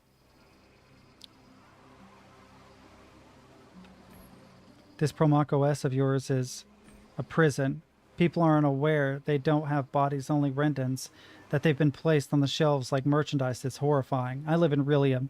But what guarantee do I have that I'm not a Rendon in an even bigger simulation? Me, humanity, our whole universe. Maybe we're all part of some advanced civilization simulation. Maybe they're part of somebody else's. I might be a brain in a jar like you, and I'll never be able to know. Well, maybe, after I die. So what's the difference? What are you going to do with 314? A big part of him is in your head, but a lot of elements are in the cloud. We'll be examining and analyzing those. A fascinating entity, a psyche with no brain, no Rendon, residing somewhere. Discovering how it's possible may be the biggest scientific breakthrough since Matrix theory. Don't worry about his existence. We'll make sure it's a long and happy one. You say the only reason I'm alive is that my Rendon or psyche is linked to the simulation. As far as I know, nothing that was linked can be unlinked. Once you unplug the simulation from my Rendon, my life becomes meaningless. If I were you, I would just reset me. Why deal with the problem? What guarantee do I have that it won't just... What guarantee do I have that it won't do just that? He was silent for a while. You proved to be an exceptional human being. You don't discard an important piece of the board. You use it. So where are we here? What's your goal? You must have a plan. More like we have a plan. We expected you to have around 6 ideas about where to take your existence. Each of us has discussed one of them with you and considered its feasibility. Understand? You can only discuss one option with each of us. Jesus Christ, so complicated. So complicated, chat. Start with this one. Let's say I'm number 1. And here's the number 1 option. You replace Jester. In a sense, you'll become the god of Promoc OS. Before I ask you if you're even interested, I'll check if you'd be the right fit for the role. He opened a few windows and proceeded to study them. Your achievements in this iteration were reasonable. You would be right for this role. What does replacing the Jester mean? He's an AI. He thinks a million times faster than me. The simulation's complexity is certainly beyond an AI as necessary to supervise the processes of Promoc OS. However, we concluded that the Jester made some errors. It's only a bot after all. In Rillium, we can keep track of only a fraction of the events across different parts of the simulation. Everything happens too fast in there. We received Jester's reports. We've analyzed his decisions from the most recent iterations of Promoc OS segment and concluded that he needs a human overseer. None of us agreed to be imprisoned in the simulation, and Haggis felled us some time ago. You are there. You get everything you want: riches, love, fame, superpowers, anything you can dream of, and immortality as an invulnerability to resets. To keep you from getting bored of recurring Groundhog Days of sorts, you'd be allowed to change scenarios and locations. You'd be tasked with making sure scenario modifications and actions of future gestures have a human touch rather than a mechanical one. You'd influence the world around you like a god. We'd look after your Rendon. You'd have many adventures. That's the elevator pitch. I have to think about it. I understand. I'll be waiting here. I kind of like that one because as a god of the simulation, I'd be able to ensure that the people in the simulation are well cared for. According to our estimates, you'll certainly be interested in putting a stop to the simulation resets. It's only logical. A human being who discovered they've been living in an artificial world, one where everyone starts fresh from time to time, unable to remember their previous selves, would want to put a stop to it. He raises his hand. Hold off on deciding if you're interested. First, I'll make sure we like this solution. Let me check your achievements. He kept quiet for a moment, studying the windows he had opened. Everything indicates it could be done. You didn't kill anyone, so it's reasonable to assume you won't turn the simulation into a new happy hunting grounds. Stopping resets sounds reasonable. People would be able to carry out their plans, finish what they started, and live real lives. However, you have to be aware that if somebody dies because of, let's say, an accident, an unfortunate coincidence, or murder, they won't be resurrected. Resets made reincarnation possible. Yes, people in their previous lives, but they started new ones. Stopping resets will force the simulation into William's natural path, while also be unable to interfere with many things, like wealth. If someone can't afford a BLB, they'll die of old age. If someone becomes gravely ill and can't afford treatment, they'll die as well, and they'll never be reborn again. As you can see, there's a price for stopping resets. Yes.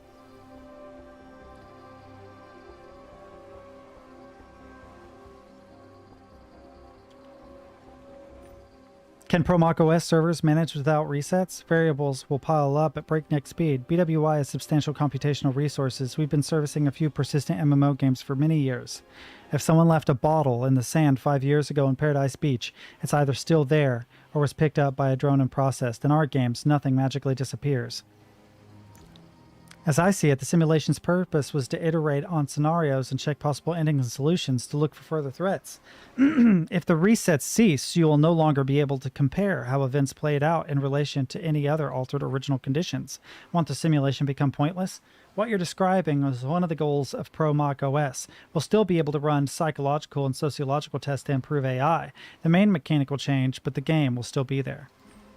Give me a little time, I have to consider it. Call me number 3. We think you might be interested in a radical solution, namely turning off the simulation. You know, close shop, put this whole labor camp out of commission. Before you say you're interested, let me see if we have enough negotiating power. He opened the window, proceeding to analyze his contents. Our analysis show we'd be willing to discuss this topic with you only if you decided to murder our CEO. Without him, the operation would become problematic, as he's legally responsible for the undertaking. But with him alive, we're covered. This will sound strange, but seeing as you didn't kill him, the option of turning off the simulation is out. Dr. Naba will never allow it. Fine, I'm the keeper of the fourth gate. Funny name, isn't it? I represent the option to escape. You could be free, outside the simulation, an actual Realium. But before you start jumping for joy, let me see if it's even possible. I'm sorry. We don't have any dirt on you, which makes it impossible for us to set you free. If you had committed a murder in the simulation, Kid, the bodyguards, or God forbid the CEO, Director Haggis, or Mrs. Doucette, you could be set free because we'd have a guarantee that if we talked, we'd destroy your credibility by sharing the recordings of these acts. But now you're clean as a whistle. People like that can't be controlled. I'm standing at gate number 5. This exit symbolizes a very strange, although interesting solution. Namely, dispersing in the cloud. Just like 314 dispersed in multiple Rendons, becoming possibly the most fascinating phenomenon in our reality, you'd have the opportunity to follow in his footsteps, disperse your psyche, become a ghost whose existence is solely psychological. Before you decide if you're interested, let me check one thing. I'm afraid it's out of the question. You didn't give us 314. He is still in your head and is nested there more and more. If we disperse such a psyche, we might create multiple personality, a so-called split personality. 314 already had such inclinations. Every human being has potentially multiple personalities that, if flicker in them, but don't split. Having a freshly nested personality in you that carries a different set of experience and memories, you'd be very vulnerable to a breakup. I'm sorry, that's not an option. Then the final gesture. Very modest but attractive in a way and therapeutical. Our analysis show you might want to just go back to the beginning in the simulation, no memories, to relive that part of your life. And then again and again. You could be just Pro Mac OS's living actor. To walk this path, you don't have to meet any requirements. You didn't have to achieve anything, make any effort. It's a path of the common man. No pretense or striving for heroism. Just an ordinary life in an extraordinary world. Are you interested? How would it be? I fall asleep and wake up with no memories in my apartment? With memories, but different ones. You'd be a bit different man because you would have a different emotional baggage, but yourself would be the same. I can guarantee you will have a colorful life and you will reincarnate many times. You can look at it 2 ways. Either that you die many times, or quite the opposite, death doesn't exist. Why doesn't exist? Isn't that what reincarnation-based religions are all about? That the soul lingers in the other world and moves from one body to another? If so, then we never die, and we can't remember previous incarnations, so that's the soul, so that the soul can learn and mature. You see, we shouldn't remember previous incarnations, nor the world beyond reality, because then we would never learn anything. Being omniscient precludes science, so the ordinary simulation inhabitant option seems rather attractive. No one in history of mankind had a chance to make that sort of experiment. Perhaps we'll get to see some real maturing of souls. Leave. I think being God is the best option. Or making lives persistent.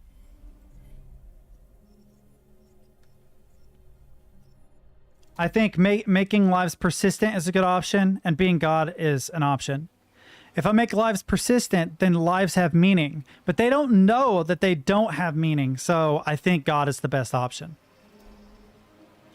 So do you want to be in the full place? I will keep watch over the world, provided that you keep your promises. The success of Pure Pro Mach OS will depend on our cooperation. We can't afford to mess with you. You'll be king, emperor, czar. You won't see Rillium. You'll be living in an artificial world. How do you feel about that? Say you feel fine. I wanted to travel, to choose the route and destination myself. Here, I depend on you. But I prefer that to leaving everyone with Jester. And you. What's one person's fate compared to that of the rest? I'll be complicit in the horror you created, but I'll do everything to make it bearable for the people living here.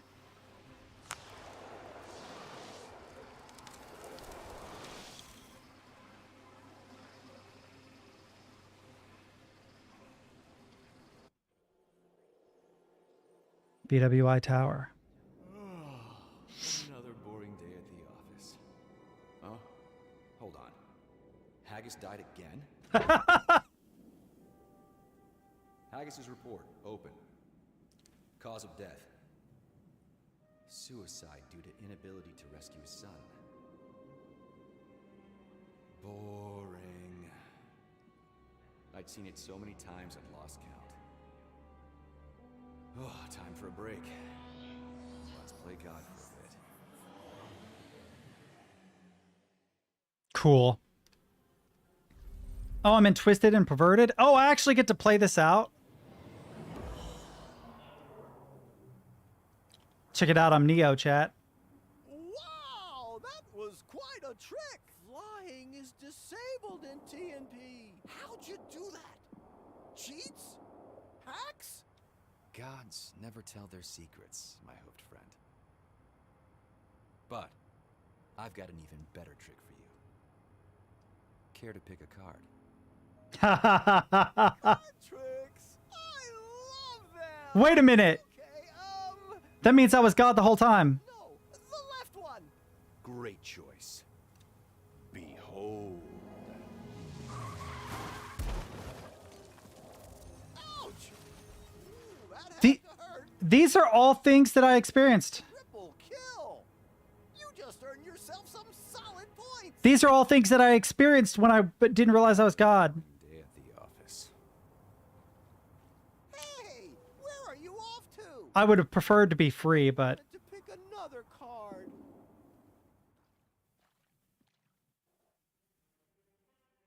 cool. We finished the game. You managed to pull Starlet out of the digital limbo. You met the Diginate named Elamore trapped in Haggis's computer.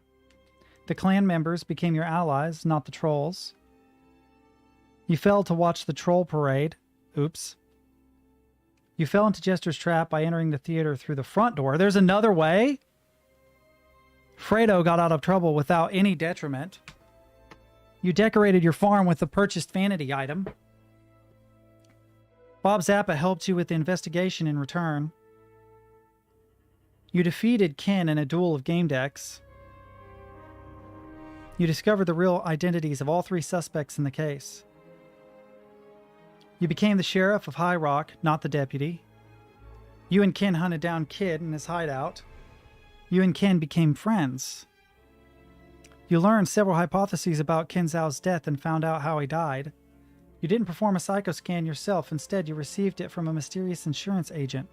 You looked for clues inside Yet's bar without joining the Sleeves or the Trolls. You found the person who shot at Ken. Most of the hostages died, that's true. You didn't find out who was really behind Ken's murder. That sucks.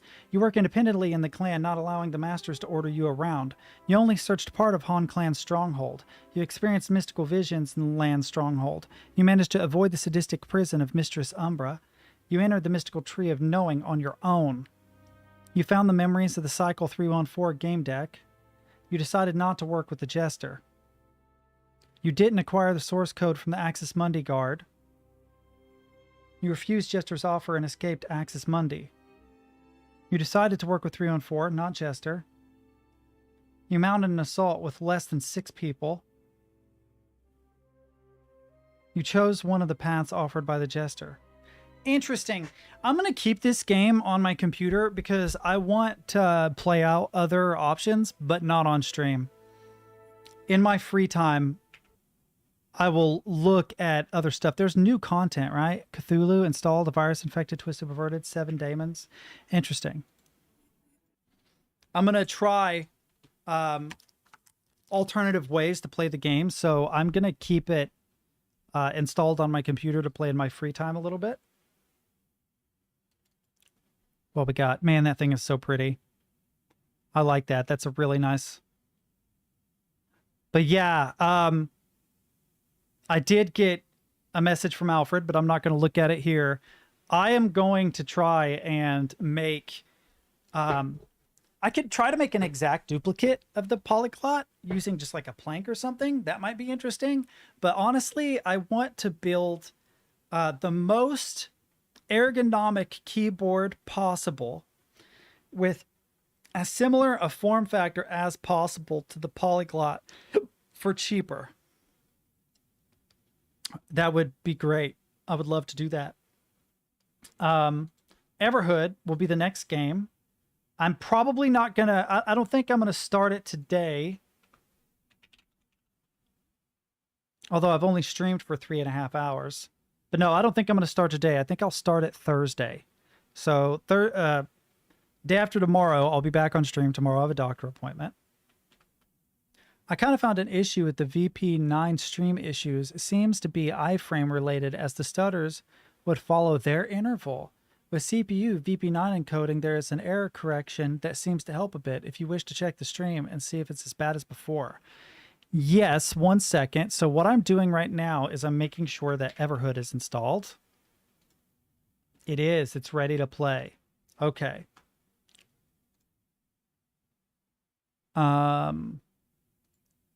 History, Prawn Hub, X videos. Ah, there we go. Dat Horse's live stream. I'm just fucking with you. None of that's in my history. That's what incognito is for, am I right? Oh, do we have audio? Okay, still some stutter. Not as bad, though. The stutter has improved considerably.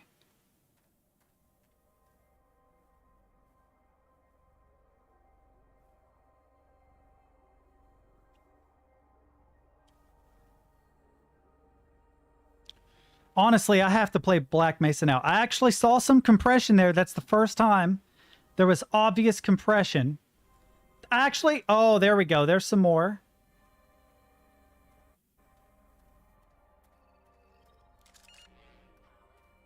Interesting.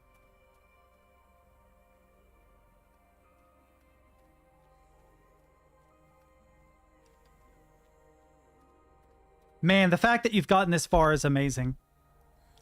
It's actually because of people like you, Sigourn, Brant, that I want to start doing devlogs. I'd probably create another channel. It's, oh, the Arrhenius iframes. Got to look into it. But yeah, I mean, dude, if you can solve some of these minor issues, you have an amazing streaming platform. Like, fuck, I would stream on your platform if possible. That would be cool. But that's beside the point. I would definitely want to know how you set it up, because then I could have a website. I could set up a website and then stream directly to my website using Restream, because I would use, give me a second and I'll tell you. I can't remember what it's called. Oh my God, I don't remember what it's called. It's the RTP protocol, I believe. You were talking about it earlier. I could add it to my Restream channels and stream from my own website. But actually, other than the erroneous iframes, dude, it looks so good. When it's crisp, it looks so good. Like, you're seeing it secondhand, by the way. Anybody watching, you're seeing the secondhand. You're looking at it through my compression and his. But, like, eyes on, it looks good.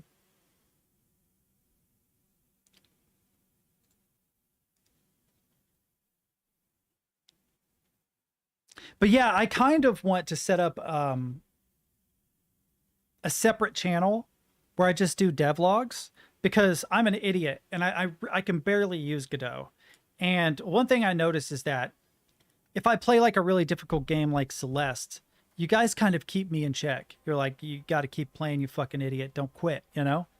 If I set up a devlog and did live streams on a separate channel, which I'm doing when I'm not streaming games anyway, you guys could pop in, give me advice, teach me things that I don't already know. I considered playing around with Pygames so that I could get into the nitty gritty of like the actual engine itself. And I don't have to deal with virtual functions, which the virtual functions in Godot, you can look at the native code. But like I run into little issues all the time because there are things that are vaguely hidden from me that I have to individually look up. I don't want to build my own engine from scratch, although that would be kind of cool. I already know kind of what I want the game to be, but it's going to sound stupid. But I kind of want it to be a 2.5D scrolling platformer with puzzle elements, combat elements, and platforming elements, where you basically have 3 skill trees that you can invest in. You can either get better at platforming, better at puzzling, or better at combat. And then all the levels will have a means to get through them using one of those 3 or a combination. Raised bitrate to 8000K for 1440p as VP9, falls a bit behind AV1, but yeah, seems to run quite well on CPU. Not as fast, hovering around 0.9 real time. I don't know what your CPU looks like. But no, it looks good. Here, let me reload really quick.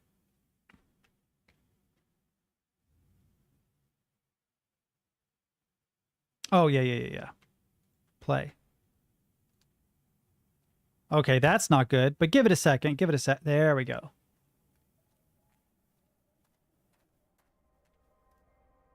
More erroneous iframes than before, it looks like.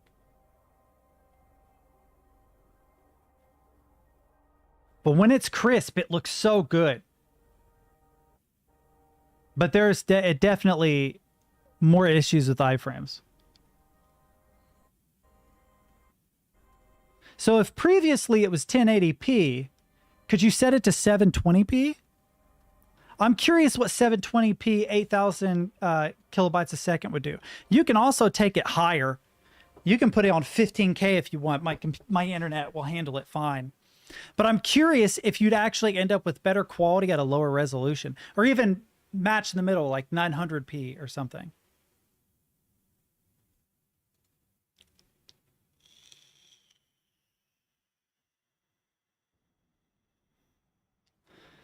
Oh, you must have just done it. Yeah, you've just done it. Sick. I'm going to do a complete reload, though. Make sure everything is groovy. And okay, so we have some erroneous iframes. That's fine. It does when it loads in. Oh, go away, Steam. No, we're still having iframe issues. Huh. Maybe it's because of how long it's been running.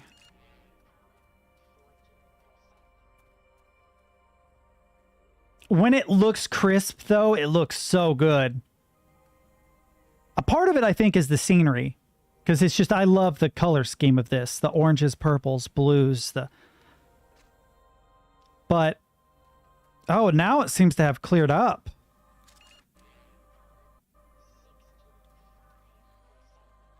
Honestly, this looks really good. Sure, it's a lower resolution. It's not quite as crisp. But for what it is, it looks great. I would watch a stream like this.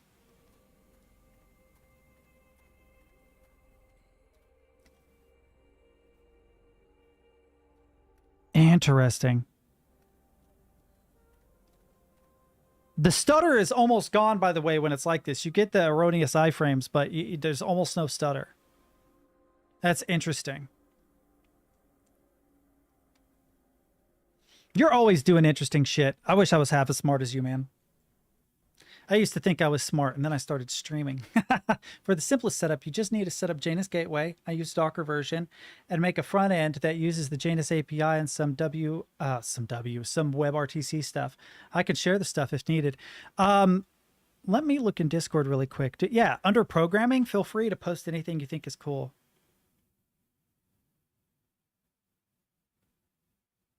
Oh, wow. He actually responded to this. I missed this before.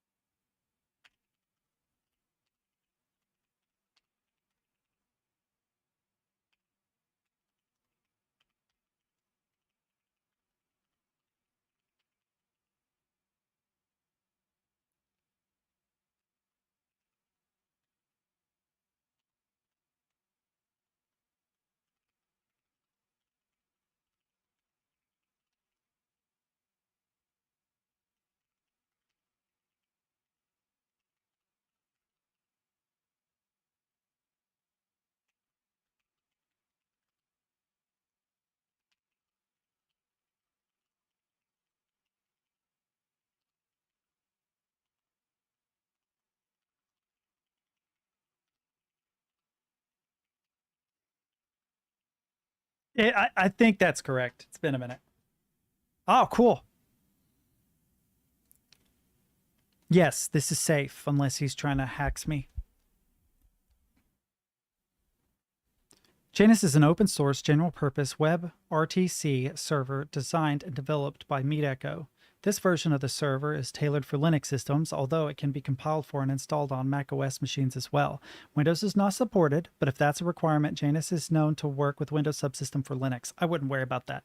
I would literally just run a Linux system. My other computer could do it, right?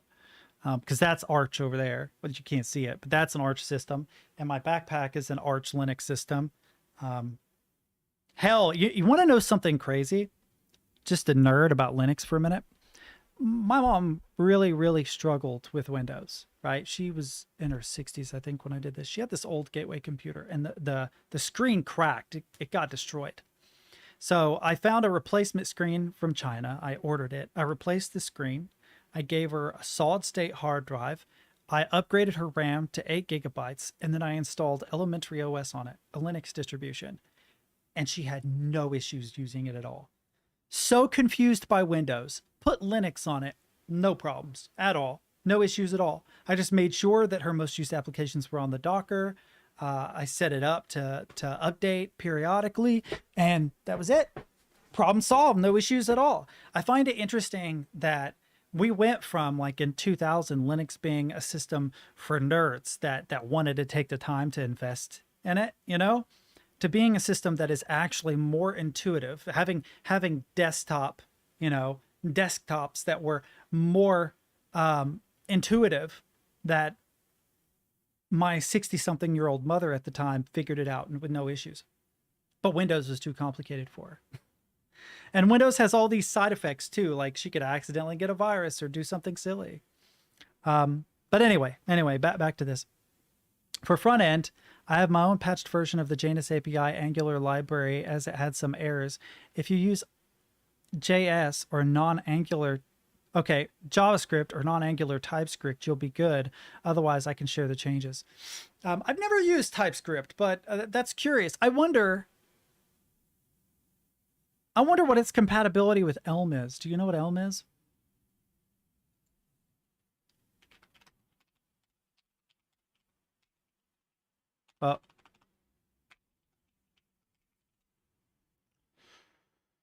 Elm is a domain-specific programming language for declaratively creating web browser-based graphical interfaces. It is purely functional and is developed with emphasis on usability, performance, and robustness.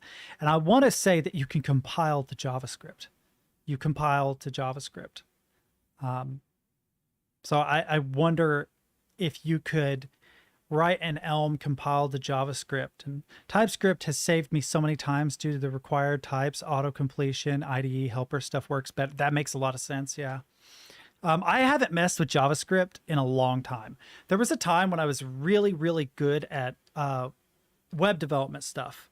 I was 11 years old when I made my own web page. Like, I had America Online dial-up connection and a cracked version of Photoshop. And I designed my own web page that I actually had through a free service online. And I learned how to do all sorts of stuff. I learned ActionScript back in the day when it was a thing, which it's long gone now. Nobody uses Flash. But I've never really sat down and worked out how to use the like HTML5 DOM, like modern CSS, modern JavaScript, modern HTML5 all together. I never really worked it out. So making my own website would actually be cool if for no other reason than I get to be reacquainted with all that stuff. In fact, I got in trouble in college because I was using HTML4 stuff that wasn't really approved anymore. But the teacher honestly mostly didn't notice. They just mostly didn't notice that I sort of hacked things from stuff I remembered from when I was a kid. But I just know that JavaScript is so bad for spaghetti code. It's so easy to write dangerous code in JavaScript. Oh, that's cute. So yeah, that is actually what I was talking about. So in HTML4, you would just, you know, less than, center, greater than. That was it. You didn't have to close it or anything. And I was using that to center items. And even back then, if you wanted to center using CSS, it was a lot more intuitive. I don't even know how to do it now. I don't know how to center things now in HTML and CSS. So I'll definitely look into Flex. That's funny. Oh, let me bookmark this. Sure, game development. That's fine. What is Flex? Flexbox. Flexible box layout module makes it easier to design flexible, responsive layout structure. Ah, well, how interesting is that? That's really interesting. This is actually where I learned HTML4, by the way, was W3 Schools a long time ago. I learned HTML4, I learned XML, a little bit of JavaScript, a shit ton of CSS. I feel like there was something else I learned too. Python. And I don't see anything else right off the top of my head. But I learned a bit of Python from this website back in the day as well. Okay, so Bootstrap is great if you want to ready classes to just use Flex without custom styling, such as doing deflex instead of a style with... Ah, that makes sense. That makes a lot of sense. Yeah, I might just make a website so that I can reacquaint myself with a lot of that, because it's sort of like grasping for something that's just out of reach. You recollect things, but you don't remember things. So clues in your environment will be like, oh yeah, I remember that. Oh yeah, I remember that. Oh yeah. But if you asked me just straight up without any hints, I would forget almost everything. I have forgotten almost everything.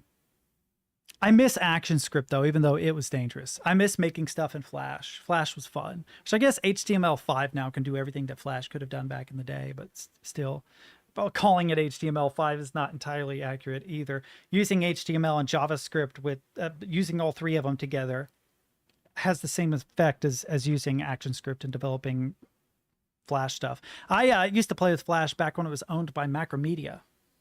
I think it was called FlashMX was the software that I used. I'm going to look this up really quick. Macromedia Flash MX. Yeah. Macromedia Flash MX is the 6th major version of Flash that was released by Macromedia on March 15th, 2002. So, yeah, you can imagine. That would have been 2000. I would have been at most 14 at the time I was using that software. But yeah. So I got Everhood going. Tonight, I'm probably going to get on Overwatch. It is a new season. It's season 3.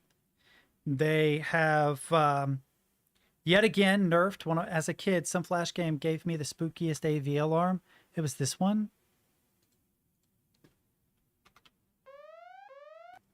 Oh God, I remember those. Caution. A virus has been detected. Yeah, I remember these. Old Avast alarm. Virus has been detected. So there's a thing. I I'll show you something cool. Collection of Flash games. Now this pisses me off because some developers, right, don't want their old Flash games to be repackaged because they plan on remaking them and then they never get around to remaking them. But there's Flashpoint. Have you ever heard of Flashpoint? Flashpoint is amazing. Absolute. Let's make sure it doesn't go straight to it. Yeah. Flashpoint 11.1 Ultimate, right, is 1.5 terabytes. It's the entire collection in one gigantic package. Every game and animation that was available at the time. It is huge. Yeah, I don't have the terabytes version either. I think I had Infinity. Yeah, Infinity I think was the one that I used. But that's cool, man. That's amazing. I love that. I love that somebody took the time to archive all that stuff because there are so many. Remember, is E-Bombs World even still a thing? Oh, it is. It is still a thing. I'm sure. Oh, yeah. I'm sure this doesn't look anything like what it used to look like, dude.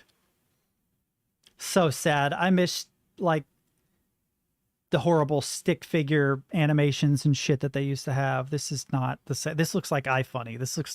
That's sad. Why would you knock off iFunny of all things? Yeah, like even the color scheme is similar. So go figure. But yeah, that I miss a lot of those games. I would like to actually get the big one and put it on an external hard drive, and then I could like play old animations and old games. Also, there was like a lot of sneaky stuff that you could do in those old Flash games. Like I was able to beat a game by loading the next scene over and over, and all the levels were situated in individual scenes. So I would just go next scene, next scene, next scene, next scene until I got to the end scene, and it said I had completed the game in like 28 seconds or something. Speedrunning strats, bro. I need to bookmark this somewhere better than where I bookmarked it, but it'll do for now. I need to look through games and try and figure out what I'm going to be doing. Thanks for the stream. Game will look cool, though I spent some time in the main monitor working on stuff. I hope no, you're fine. No, I don't mind at all. Always nerd out, dude. I'm totally down. Even if I don't completely understand, I still appreciate. And it helps me to learn anyway. I'm a fucking nerd. What can I say? Literally in my free time, I've been learning how to write shorthand. Who does that? You don't even need shorthand anymore. People type. You can just record your notes. Why are you trying to learn shorthand from 1916? Because I'm a nerd, man. I don't know what to tell you. I need to go through and clear some games that I'm not going to be playing anytime soon. Like I still have Amnesia, Among Trees and stuff installed. I'm curious if Book of Travels ever got updated because I really enjoyed that game. But yeah, anyway, I'm out of here, dude. Have a wonderful night. Thank you for joining me. I really, really appreciate it. And I'll be back day after tomorrow to play Everhood. Something crazy happens, I might be on tomorrow, but it's unlikely. My sister's getting an infusion, so it's going to be an all-day thing. Peace out.